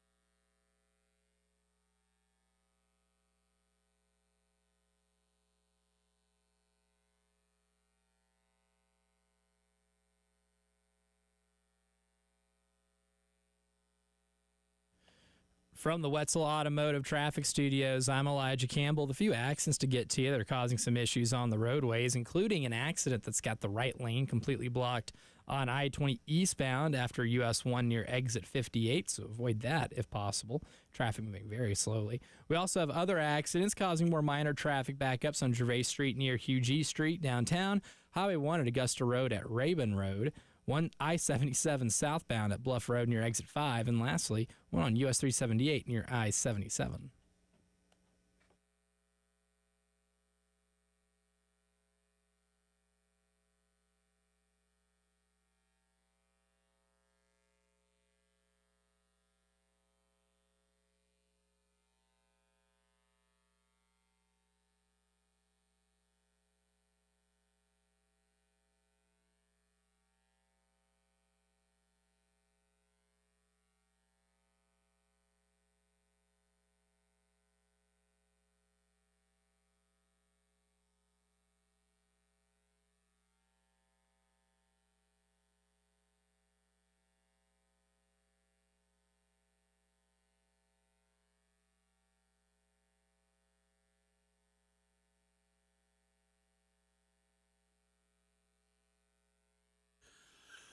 It is 5 o'clock news time on this opening day of Major League Baseball. Welcome in to the final hour of the postgame show. Jay Phillips and Elijah Campbell with you. Appreciate you being with us. We'll get you some scores, what's going on around the bigs in just a second, including the Braves out on the coast taking on the Padres today. But first, we got Gamecock baseball news to get to. Coach Paul Mainieri speaking today ahead of the #1 Tennessee Volunteers coming to town. Jake McCoy will start tomorrow night for South Carolina. Jarvis Evans will go Saturday afternoon. Coach Mainieri and Coach Rooney have not yet made a decision on a Sunday starter. I imagine that's going to be based on bullpen usage more than anything else. Coach Mainieri today did also add that it will not be Dylan Eskew, who Coach said, quote, is going to be out for a while. I don't have the audio of this, but our good friend Jack Veltri has shared it. This is Paul Mainieri going a little bit more detail on Dylan Eskew today, said in terms of being hit and having a concussion, and if you didn't hear, by the way, let me just repeat this because I don't want to just assume you've all heard the story, even though many of you have. Dylan Eskew last Saturday in Fayetteville was doing some bullpen work. He was going to start on Sunday against the Hogs, but on Saturday he was in the bullpen pregame, and a batting practice home run literally hit him on top of the head, and he was concussed. So I'll start there with this quote. This is, again, Paul Maneri just a little bit ago. Quote, he started having issues with it. He had to go into concussion protocol, and consequently he wasn't even cleared until yesterday. But he was starting to have some problems with his side a little bit when I noticed it. He was playing catch a couple of the days earlier. He was just doing some stretching, and I said, you have any problems? He said, no, just a little tight. I'm just stretching. But when that ball hit him, the way his body reacted to it, I think it irritated him, and now he's got an oblique problem. So on top of having a concussion, though being cleared from the protocol, he's now got a separate issue. So that is why Coach Maneri today says Dylan Eskew, quote, is going to be out for a while. So a ball club that is already banged up. And by the way, one more injury bit for you that's bad news. Coach Maneri today saying that Nolan Naraki is, quote, probably lost for the year. He had a couple of knee problems.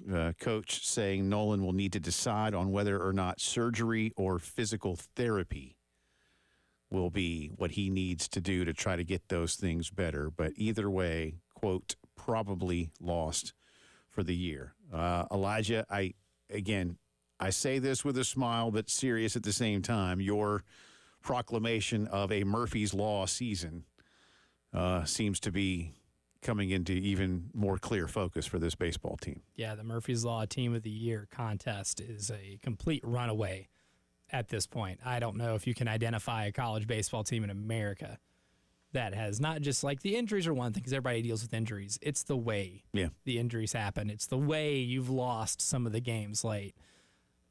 Fielding errors from normally reliable players, struggling to find out roles for your starting pitchers, struggling to find production at the plate with runners in scoring position. The combination of everything has kind of been the perfect concoction for Murphy's favorite team this season.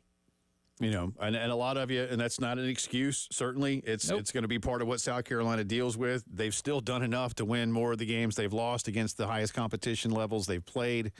But it does not get any easier this weekend. Again, the number one team in the country, the Tennessee Volunteers, come to town.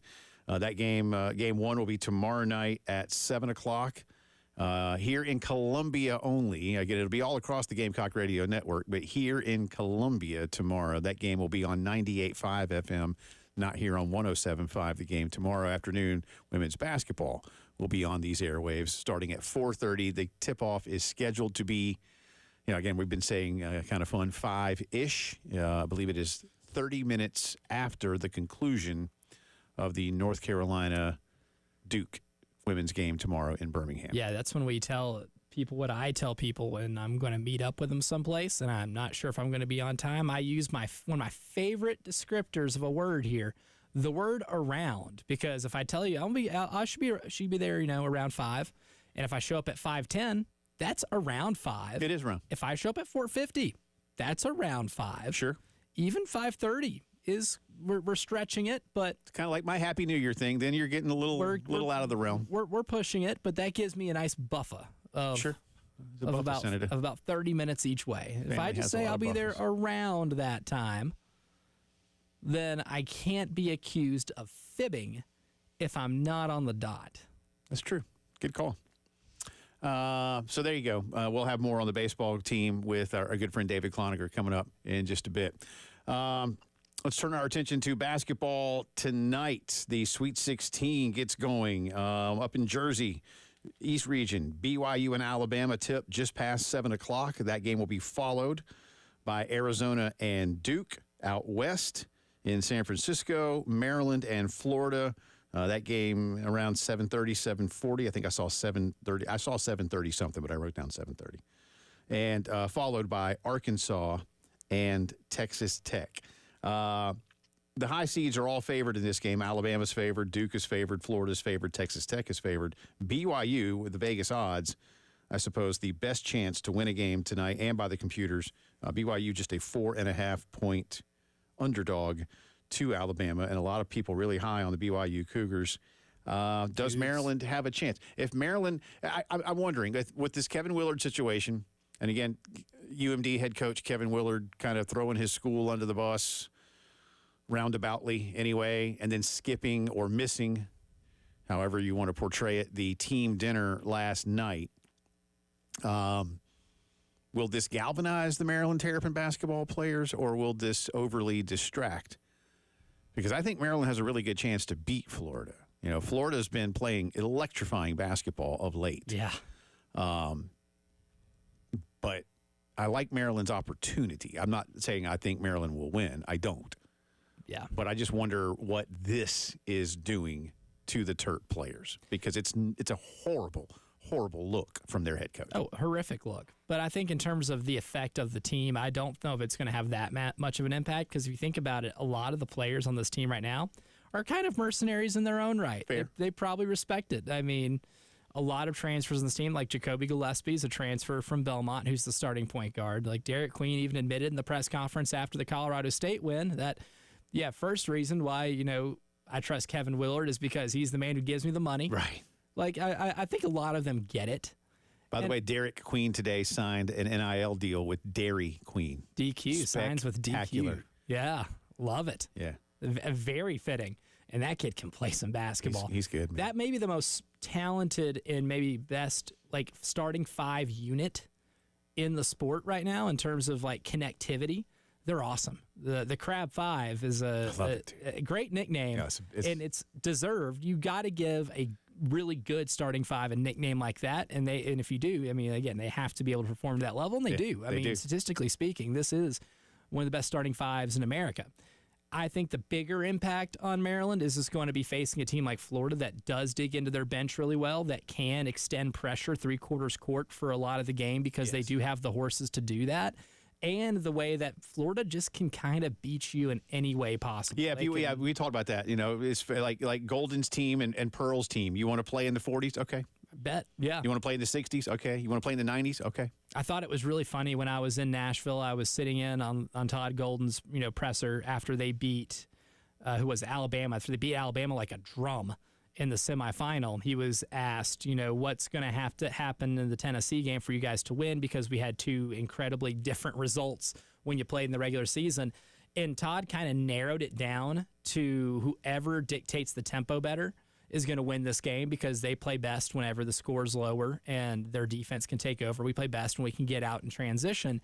And the funny thing is, Tennessee controlled the tempo of that game the entire game. Florida had a lead for almost the entire game and end up winning that game somewhat comfortably. So that was not the style of play that Todd Golden wanted his team to play in during that game. Florida still was able to be incredibly effective and still win despite not getting a ton of fast break opportunities. That's just the type of team Florida is. They are the ultimate college basketball chameleon. And because of that, because of the depth, and a Maryland team that can't dig too deep into their bench, because the Crab Five is about the extent of the Maryland Terrapins basketball team. Kevin Willard does not have to make too many substitutions during a game because he simply can't. I think that's going to have a bigger impact on this game than kind of the looming coach situation. Yeah, we'll see. I won't lie. I got a little bit of my heart pulling for UMD. Again, I'm a UMD parent, so we'll see. But I think there's a good chance, though. I got Florida. Hey, they get up to like a 10-point lead early, and that you put yourself in a position where you have enough cushion to fight a late Florida run, you can have the game down to one possession in the last 90 seconds. I might go buy some crab and make some crab cakes. What do you think? Man, every time I say the Crab Five, I immediately start tasting Old Bay in my mouth. Yeah. I get a little. I kind of think I'm going to be doing that now. I love Old Bay, man. Before we get you out of here, as we continue our integrated media headlines of the day, again, opening day across the bulk of Major League Baseball. I'll come back around to the team most people around here pull for, but right now, maybe the second most. Yeah, the Reds. Yeah, absolutely. They're doing great. Yankees lead the Brewers 2-1. That's in Los Bronx. In Toronto, Orioles over the Blue Jays 6-2, top six. Yanks Brewers also in the sixth. Phillies Nationals, no score in D.C., middle of the fifth. Rangers and Red Sox in Dallas, 1-1, bottom four. Pirates Marlins in Miami, 1-0 Miami, bottom four. Elijah's aforementioned Reds hosting the Giants, 3-2, bottom four. In Chicago, White Sox over the Angels, 3-0. That might be the White Sox only win of the year, so that could be good. It could be. Kansas City. Enjoy it while you can. Shout out, my man, Joe Macheka. They are not good. Kansas City leads Cleveland 3-1 in KC, end of four. Astros over the Mets, 3-0. God, go Houston. Rain delay in. Didn't think you'd ever say that. Well, that's what was a question, not a statement. I don't like either one. Can they both lose? Cardinals Twins rained out. At least it's a rain delay at this point, but they have not yet started in St. Louis. And then tonight, Dodgers Tigers in L.A., Diamondbacks Cubs in Phoenix, Mariners Athletics. That's your Sacramento Athletics. Yeah, are they officially going by the Sacramento? I think they're just going by the Athletics. Yeah, because it's funny if you get on the ESPN app, it doesn't say. I know, like, at least I do have a single A's player on the old fantasy team, and they have like the shortened abbreviations for the cities they play in. Yeah. For athletics, next to the player it says ATH. Yeah, I think they're just going by the Athletics. And finally, you didn't hear me say it because I said I'd save it for last. Your Atlanta Braves up 3-2, top of the third. Ozzie Albies just hit a rocket home run to give the Braves the lead, but it's still very early in San Diego. 2 on, 2 outs for the Braves too right now. So runners at first and second. Yeah, they've already made a pitching change, have the Padres. So here's hoping. If the Braves win today, they're on pace for 162 wins. That's correct. Speaking of which, David Clonaker will join us on the other side. He is in Birmingham covering Carolina women's basketball. Get into a few thoughts with him on the baseball team as well. He may want to weigh in on the Braves. And hopefully, time permitting, the fun that David had yesterday in northern Alabama. You're listening to the Postgame Show.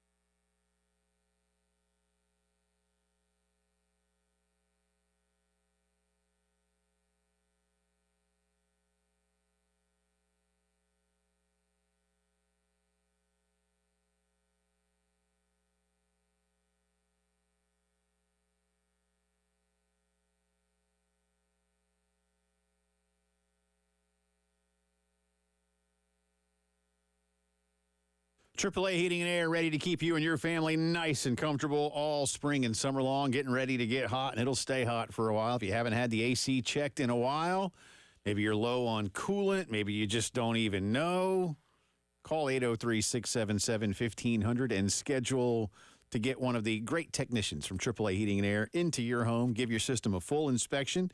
Need a little repair, need a little Freon, they can get it done for you. Or maybe it's just time for something brand new because your system is unreliable and very expensive and very inefficient. How about this? Roy and Dana Finley ready to help you out. Guaranteed financing, $1,500 system buyback rebate, 15-year parts and labor guarantee, no payments or interest for a full year.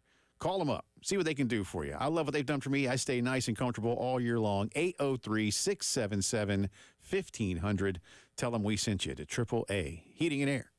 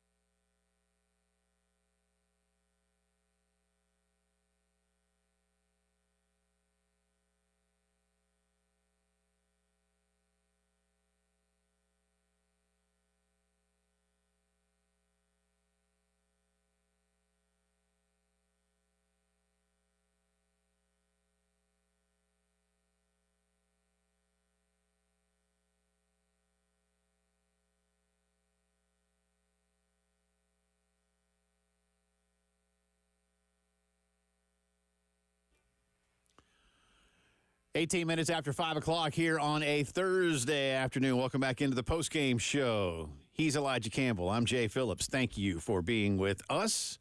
David Cloninger set to join us here in just a second. Again, tonight, as soon as we're done, Paul Maneri, Carolina Calls, a lot more on what's going on with Dylan Eskew, Nolan Naraki, injuries beginning to mount. Just a lot of things beginning to mount with this ball club. Carolina, Tennessee this weekend. Elijah will be heading over to Birmingham very, very shortly and covering the ball game tomorrow afternoon, which we'll have here beginning at 4:30 with Brad Muller.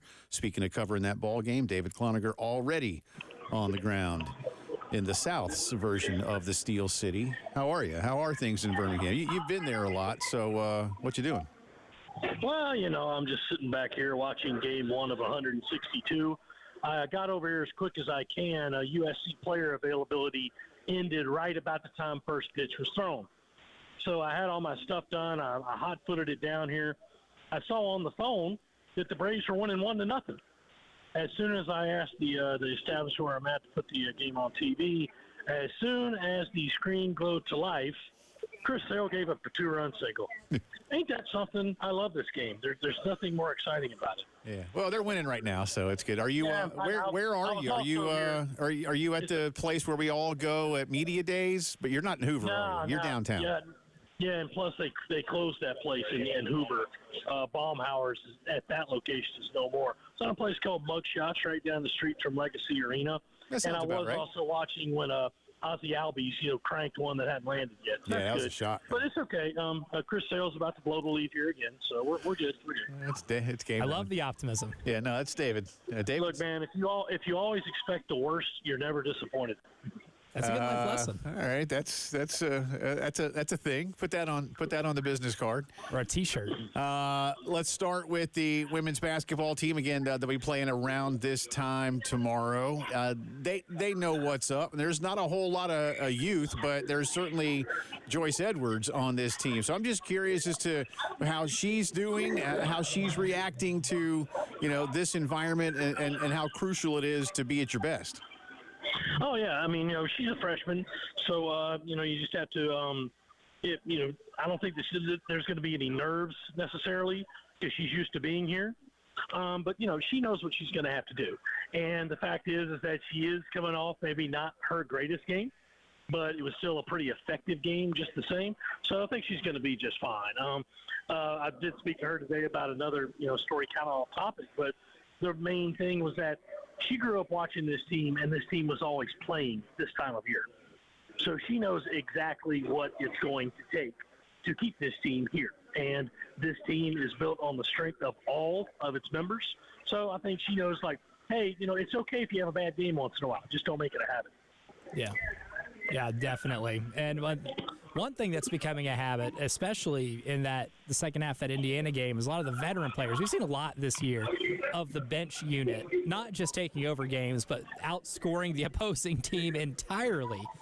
Didn't have that luxury against Indiana, but you saw the starting unit get maybe more minutes in terms of continuity in that fourth quarter and being a part of the closing lineup, especially Raven Johnson, who I believe played all 10 minutes of that fourth quarter. When it comes to this part of the season, how important is it for those experienced players who have won not just one national title, but have won championships, plural, with this team, to be able to step up and be able to play those type of minutes late in games? Well, that they've been here before. That's what you're relying on at this time. I mean, so this team has 3 newcomers, right? They've got 2 freshmen, and McDaniel and Edwards, and then a transfer newcomer, Miriam Belda. Every other player on this team has played the Final Four at least once, or has been on the team for a Final Four appearance. So they're used to being here. That's who you need to lean on. And while the bench, of course, it's not like it's been a news story, but everybody kind of jumps on it about, their bench is outscoring the starters this game. Like, yeah, that's normally what happens. Their top 2 leading scorers do not start. So this last game against Indiana, there was a case of where they needed to lean back on the starters to get that game under control. The starters didn't start off that well. The next lineup came in and really didn't do well. It was just that kind of game. So the next lineup came in, and they got the game back under control, and then they, won. I won't say going away, but they won comfortably. So that's just how that game went. And the strength of a great team is finding ways to win when things don't go as expected. Talking to David Cloninger of the Post and Courier. He's in Birmingham, Carolina, as he said, media availability just concluding. I know he's going to stay with the team through the run in the tournament, but what's the impact of Winston Gandy becoming a head coach over at Grand Canyon? What's he meant to this ball club? How are they, for lack of a better way to ask it, David, celebrating him this week? Yeah, I mean, it's tough to lose guys, but you're always happy when they're moving on to take the next step. He's certainly ready to be a head coach. He's a great recruiter, great judge of talent. He knows how to scout and prepare a great game plan. He was the guy in charge of the Iowa game for the national championship last year. And he came up with that kind of plan on really 3 hours of sleep. So he's the guy that got the credit for really coming with, like, look, Caitlin's going to get her points. You can't stop that. But you can take away everybody else and at least make her get an inefficient 30 points. I don't remember her line, but it was something like, 8 of 23? Something like that. I forget the exact numbers. But it's going to be a loss.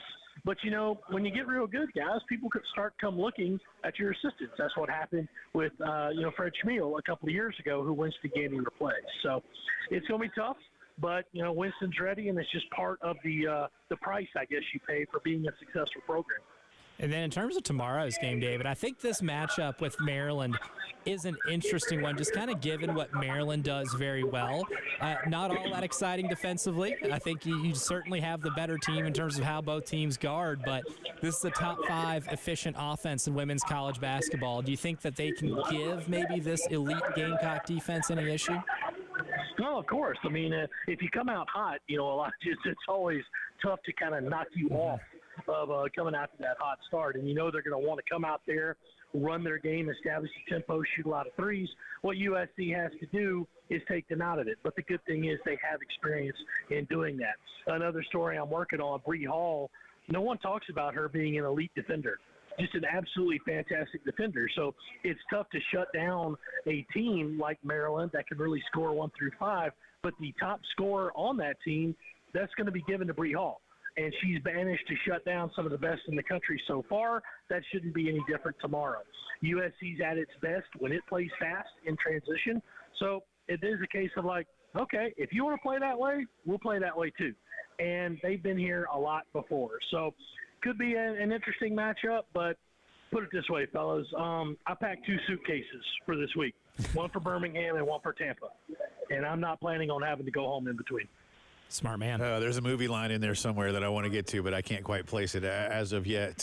David, what's the fan experience looking like? Not only do you have the Gamecocks, these are 4 huge schools, at least for this region. I know there's 4 other schools that'll be in Birmingham too, but Gamecocks, Terps, and then Tar Heels and Blue Devils tomorrow too. That might start to jam downtown Birmingham. Yeah, it sure might. And this arena's like right here in the middle of downtown. Birmingham's always kind of been that city that's just in a lot of pockets kind of surrounding a central hub. Well, that central hub's going to be very busy tomorrow, and it's a pretty big arena. I'm not sure what they do here regularly. Maybe ice hockey. I'm not real sure. I know UAB basketball plays here too, but they don't sell out the building. So yeah, it's going to be big. I haven't seen a lot of fans down here yet. They're probably all coming in tonight, ready to go for the games tomorrow. But you are expecting to see a whole lot of pockets of whichever team's colors you have, and they'll all be pretty distinct. You got baby blue, you got royal blue, and you got garnet. So I would anticipate nothing less, though, than the garnet sections taking over the building as they are prone to do. David's going to hang out with us, talk a little bit of Carolina baseball. And, again, David had some fun yesterday in northern Alabama, which I know sounds like it could just go in a whole bunch of directions. But it's a dangerous game. He'll specify. But we'll talk more with DC when the post-game show returns.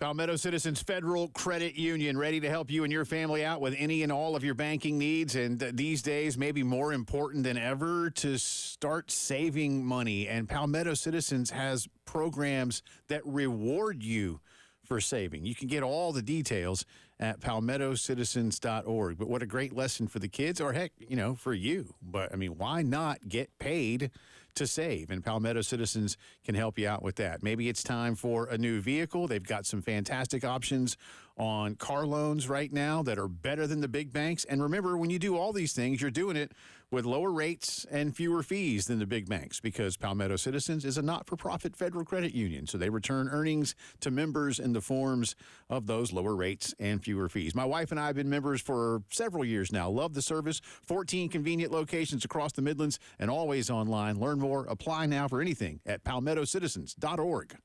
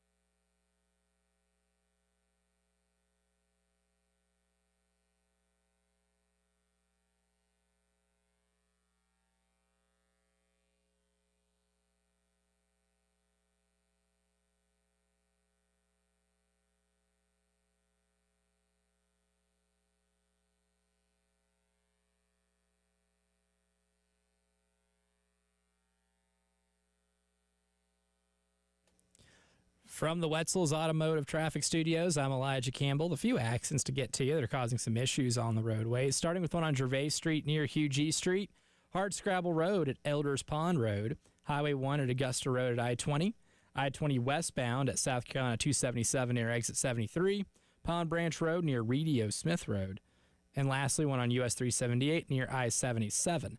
We do have two accidents that are cleared. One that was on 20 eastbound after US 1 and Exit 58. The other one was on 77 southbound at Bluff Road near Exit 5. Again, both of those have been cleared.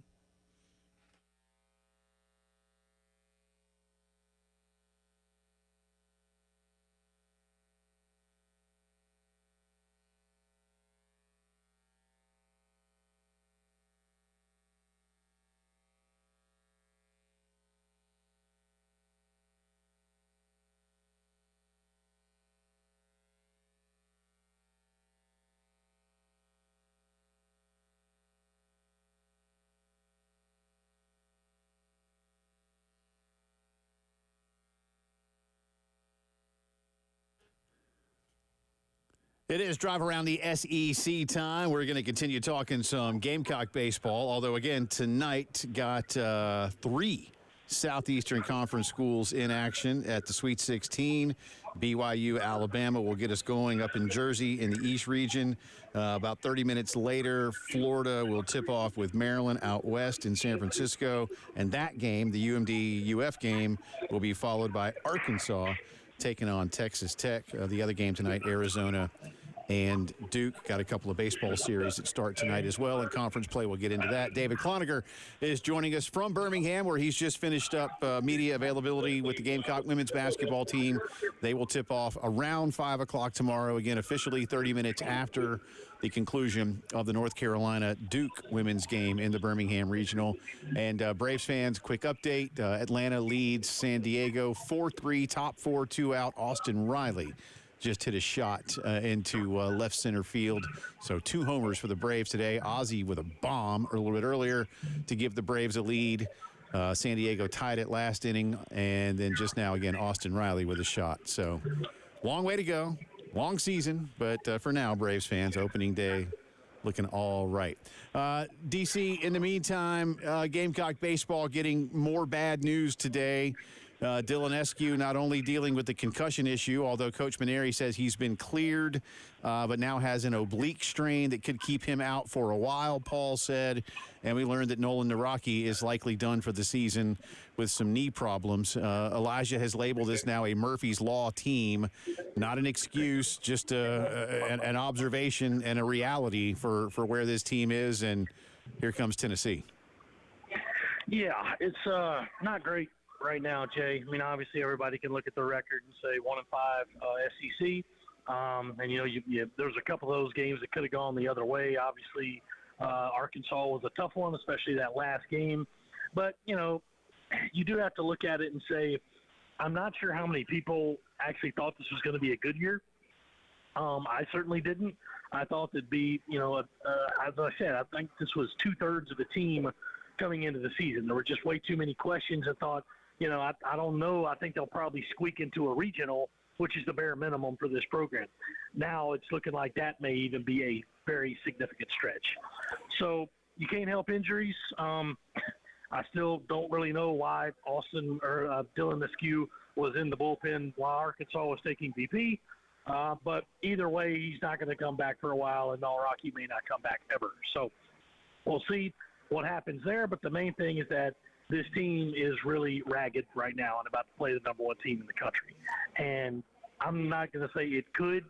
I'm going to say it will get very, very ugly this weekend. Yeah, certainly. There will be a lot of games left to play, but once if you're 1-8, even 2-7 in the SEC, that's a long, long way to go to try to get to 13 to get you in a regional. Well, and you mentioned something there where you said you're not going to be a good year. And let's face it, a bad year here isn't most schools' bad year, because I think you hit on it. You got to be one of the 48. I won't count the 4 seeds, David, that get into the tournament. So 1, 2, or 3 seed, that's 48 schools. When South Carolina is not one of those 48 schools, it's not just a bad year, it's a failure. Yes, absolutely. And Jay, you and I both know this because I said this to you before they were winning championships, before that glorious run from 2010 to 2012. This was a program you could still set your watch by, that it was going to win its 40 games and it was going to be playing in the postseason. That's what they did. Now, it got put on a huge pedestal that they earned by winning those championships. And now, you look at it now, Jay, it's been 15 years.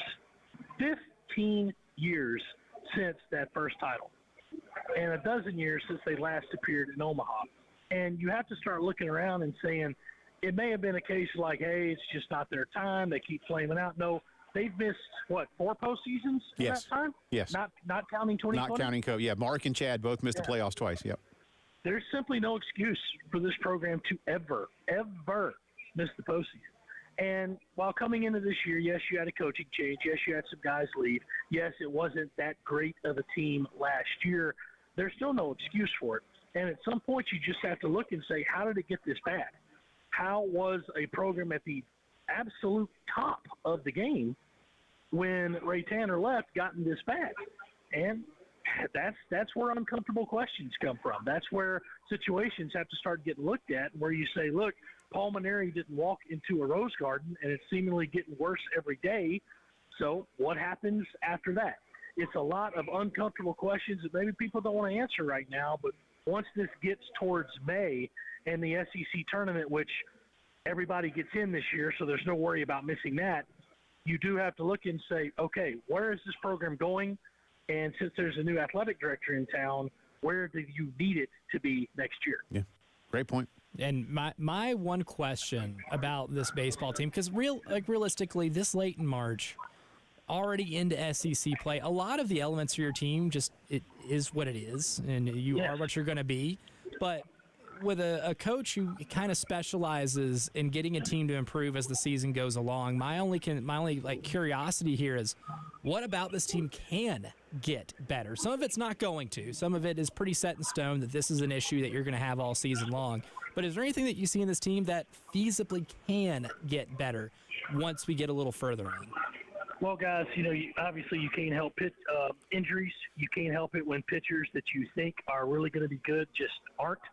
And you can't help having to shuffle your pitching staff. That's going to happen. So to me, it's a case of this. Look, you don't have the talent to keep yourself in the game from a pitching standpoint. I don't know if you're going to be able to depend on your pitching win you a lot of games. So where does your wins have to come from? The offense, right? Okay, well, do you have the offense that's going to score 10 runs a game? Not on the surface. Do you have the offense that can maybe score 6 to 8 runs a game? Yes, but it's going to take a drastic change in thinking. I think that the approach that they have right now of saying like, well, I don't really like it when guys walk and I like to have guys swing away. It makes the game more exciting. Hey, that's all fine when it's working. But otherwise, I think you're going to have to try to find a way to, as boring as it can be, as much as it will stretch the game out, you got to find a way to say work at every at-bat to its fullest and try to get guys on base and then try to knock them in. Because right now, outscoring teams seems to be the best option of how you're going to win baseball games. The pitching has been okay at times, but if you keep losing guys right and left, and this is now your third Friday night starter of the year with Jake McCoy going, you're going to have to find something to help him out. And you're not going to help it out by saying being down 6-2 with nobody on base, and then you're going out there swinging at every first pitch. I don't think you're going to hit a bases empty grand slam. That's just not how the game works. Yeah. David, before we get you out of here, you had a little bit of extra time before getting going as you arrived in Alabama yesterday. So tell us what you did. Oh, hold on. Did that go out? He caught it. Okay. Anyway. So if you're ever in northern Alabama, northwest Alabama, specifically Muscle Shoals, Alabama, where Muscle Shoals recording studios are, where Fame Studios are, all the greats have recorded here. I was in a room yesterday, Jay, and it's probably only about 30 feet square, and there were 372 albums recorded in that room. Wow. And over 100 of them either had a number one single or were a number one album. There was a very, very, very tiny, cramped closet of a bathroom attached to this studio in Muscle Shoals. And in that bathroom was where Keith Richards locked himself in for 2 hours and wrote Wild Horses. I'm staring at that spot. I'm like, this is incredible. The Rolling Stones recorded there. Aretha Franklin recorded there. Otis Redding, Boz Scaggs, Cher, the Allman Brothers. The list goes on and on through Southern rock and really through classic rock and roll. So if you're ever there, Muscle Shoals, Alabama, also you can see Helen Keller's birthplace there. It's an incredibly historical town and an incredibly important town in the history of rock and roll. It's only about an hour 45 northwest of Birmingham. So if you're coming this weekend, carve out some time to go there. It's well worth the effort. Nice. Good stuff. That's kind of cool, the Keith Richards thing, because I thought you were going to take us in another direction. I'm glad I could have gotten a lot more, but as the guy said, it's like, yeah, I mean, look in that room. It's basically just a commode and a sink. But Keith Richards locked himself in there for 2 hours, and he came out, and he had Wild Horses written down. I'm like, oh, my God. That's pretty They awesome. also recorded Brown Sugar in that studio. Wow. 2 number one hits in a weekend. That's not too shabby. Yeah, that's not too bad, man. That is not too bad. That's good stuff. Always appreciate you, sir. Enjoy the weekend. We'll see if we can pull the Braves through together, even if we're 300 miles apart, but we'll holler at you here pretty soon. Well, I can, guys. I will say that the Braves are leading right now, but they wouldn't be they'd be ahead by more except their first baseman couldn't make a play. A first baseman who was not named Freddie Freeman. Anyway, have a nice day. All right, man. That's DC. David Cloninger, postandcourier.com. Sign up for David's newsletter. A lot of good Gamecock tidbits in there. DCPNC to follow along on Twitter. Can we come back around, by the way, with the poll results of the question that I guess a 24-hour poll, right? We sure can. We'll wrap that up for you and give you one more Braves update and an opening day update when the postgame show returns.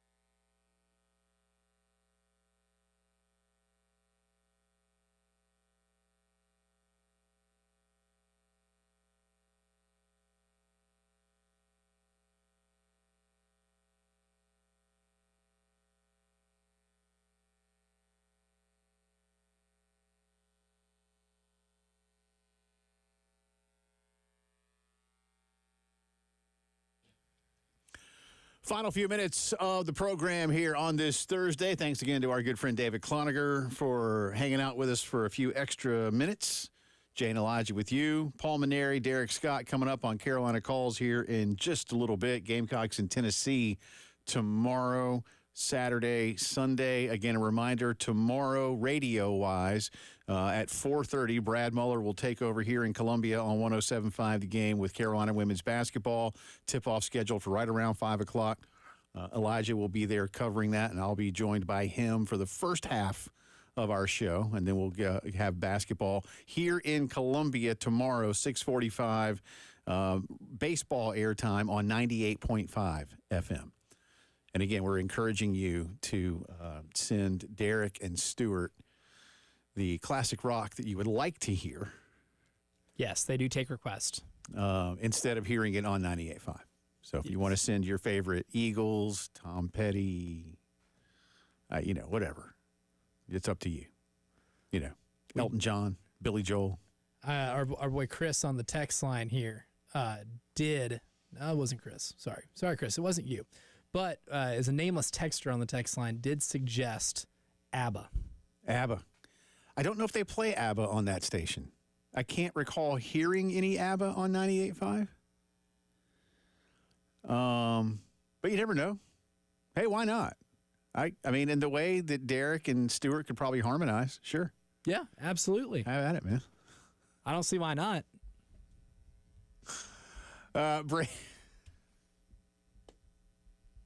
We've talked about Derek Queen signing with Derek Queen, Dairy Queen, dancing. And now we can have Derek singing Dancing Queen.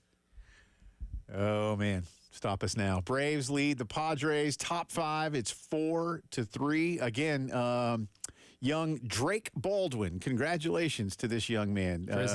Got the start today behind the plate for the Atlanta Braves. It's his major league debut.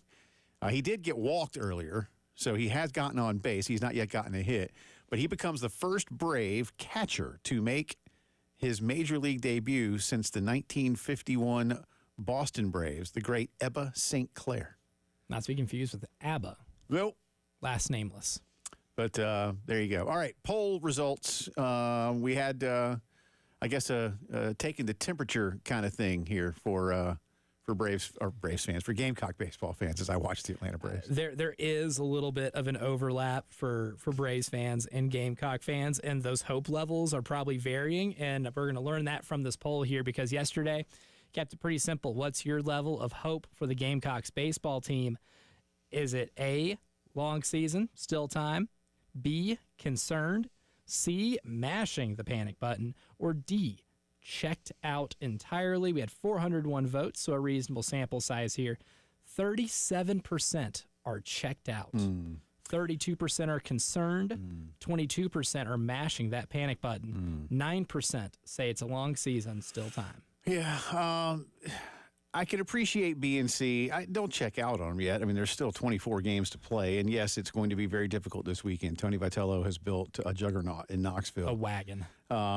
But, you can find ways. Listen, they've just got to make those little improvements at the plate. David's right. Counting on this pitching staff, based on what we've seen, to be the element of this ball club that pulls you through is just not realistic at this point in time. It's just not. And that's not to knock them directly, but, we've discussed it between pitching and defensive miscues against the 10 games against the best schools you've played this year. South Carolina has given up 33 runs, and I think that's in 29 innings, because you had one where you got run rules and then one where you had extra innings. But you've got to find ways to bring guys around. You are putting runners on base. You're just leaving too many of them out there. And at some point, you've got to bring them around. You've got to get some more clutch hits. You've got to find ways to keep bats and innings alive. And they can do that. That's a changeable that is. You can control some of that. Yeah. You can. You can control some of that. And this is certainly something from an offensive perspective that Paul and Monty know, and how they mesh their styles of plate approach will be very telling moving forward. I don't think DC was wrong in saying that this weekend you can't expect too much, because, again, what Tennessee's doing right now is just at another level from where the Gamecocks are. But we'll see. Again, Coach Maneri coming up with a lot more in his ball club here in just a minute. We'll see y'all out at Charwood tomorrow morning for the golf tournament, and then we'll be back here at 3. Elijah will be in Birmingham and Carolina basketball tomorrow in the Sweet 16. Thanks again to DC. For Elijah, I'm Jay. See ya.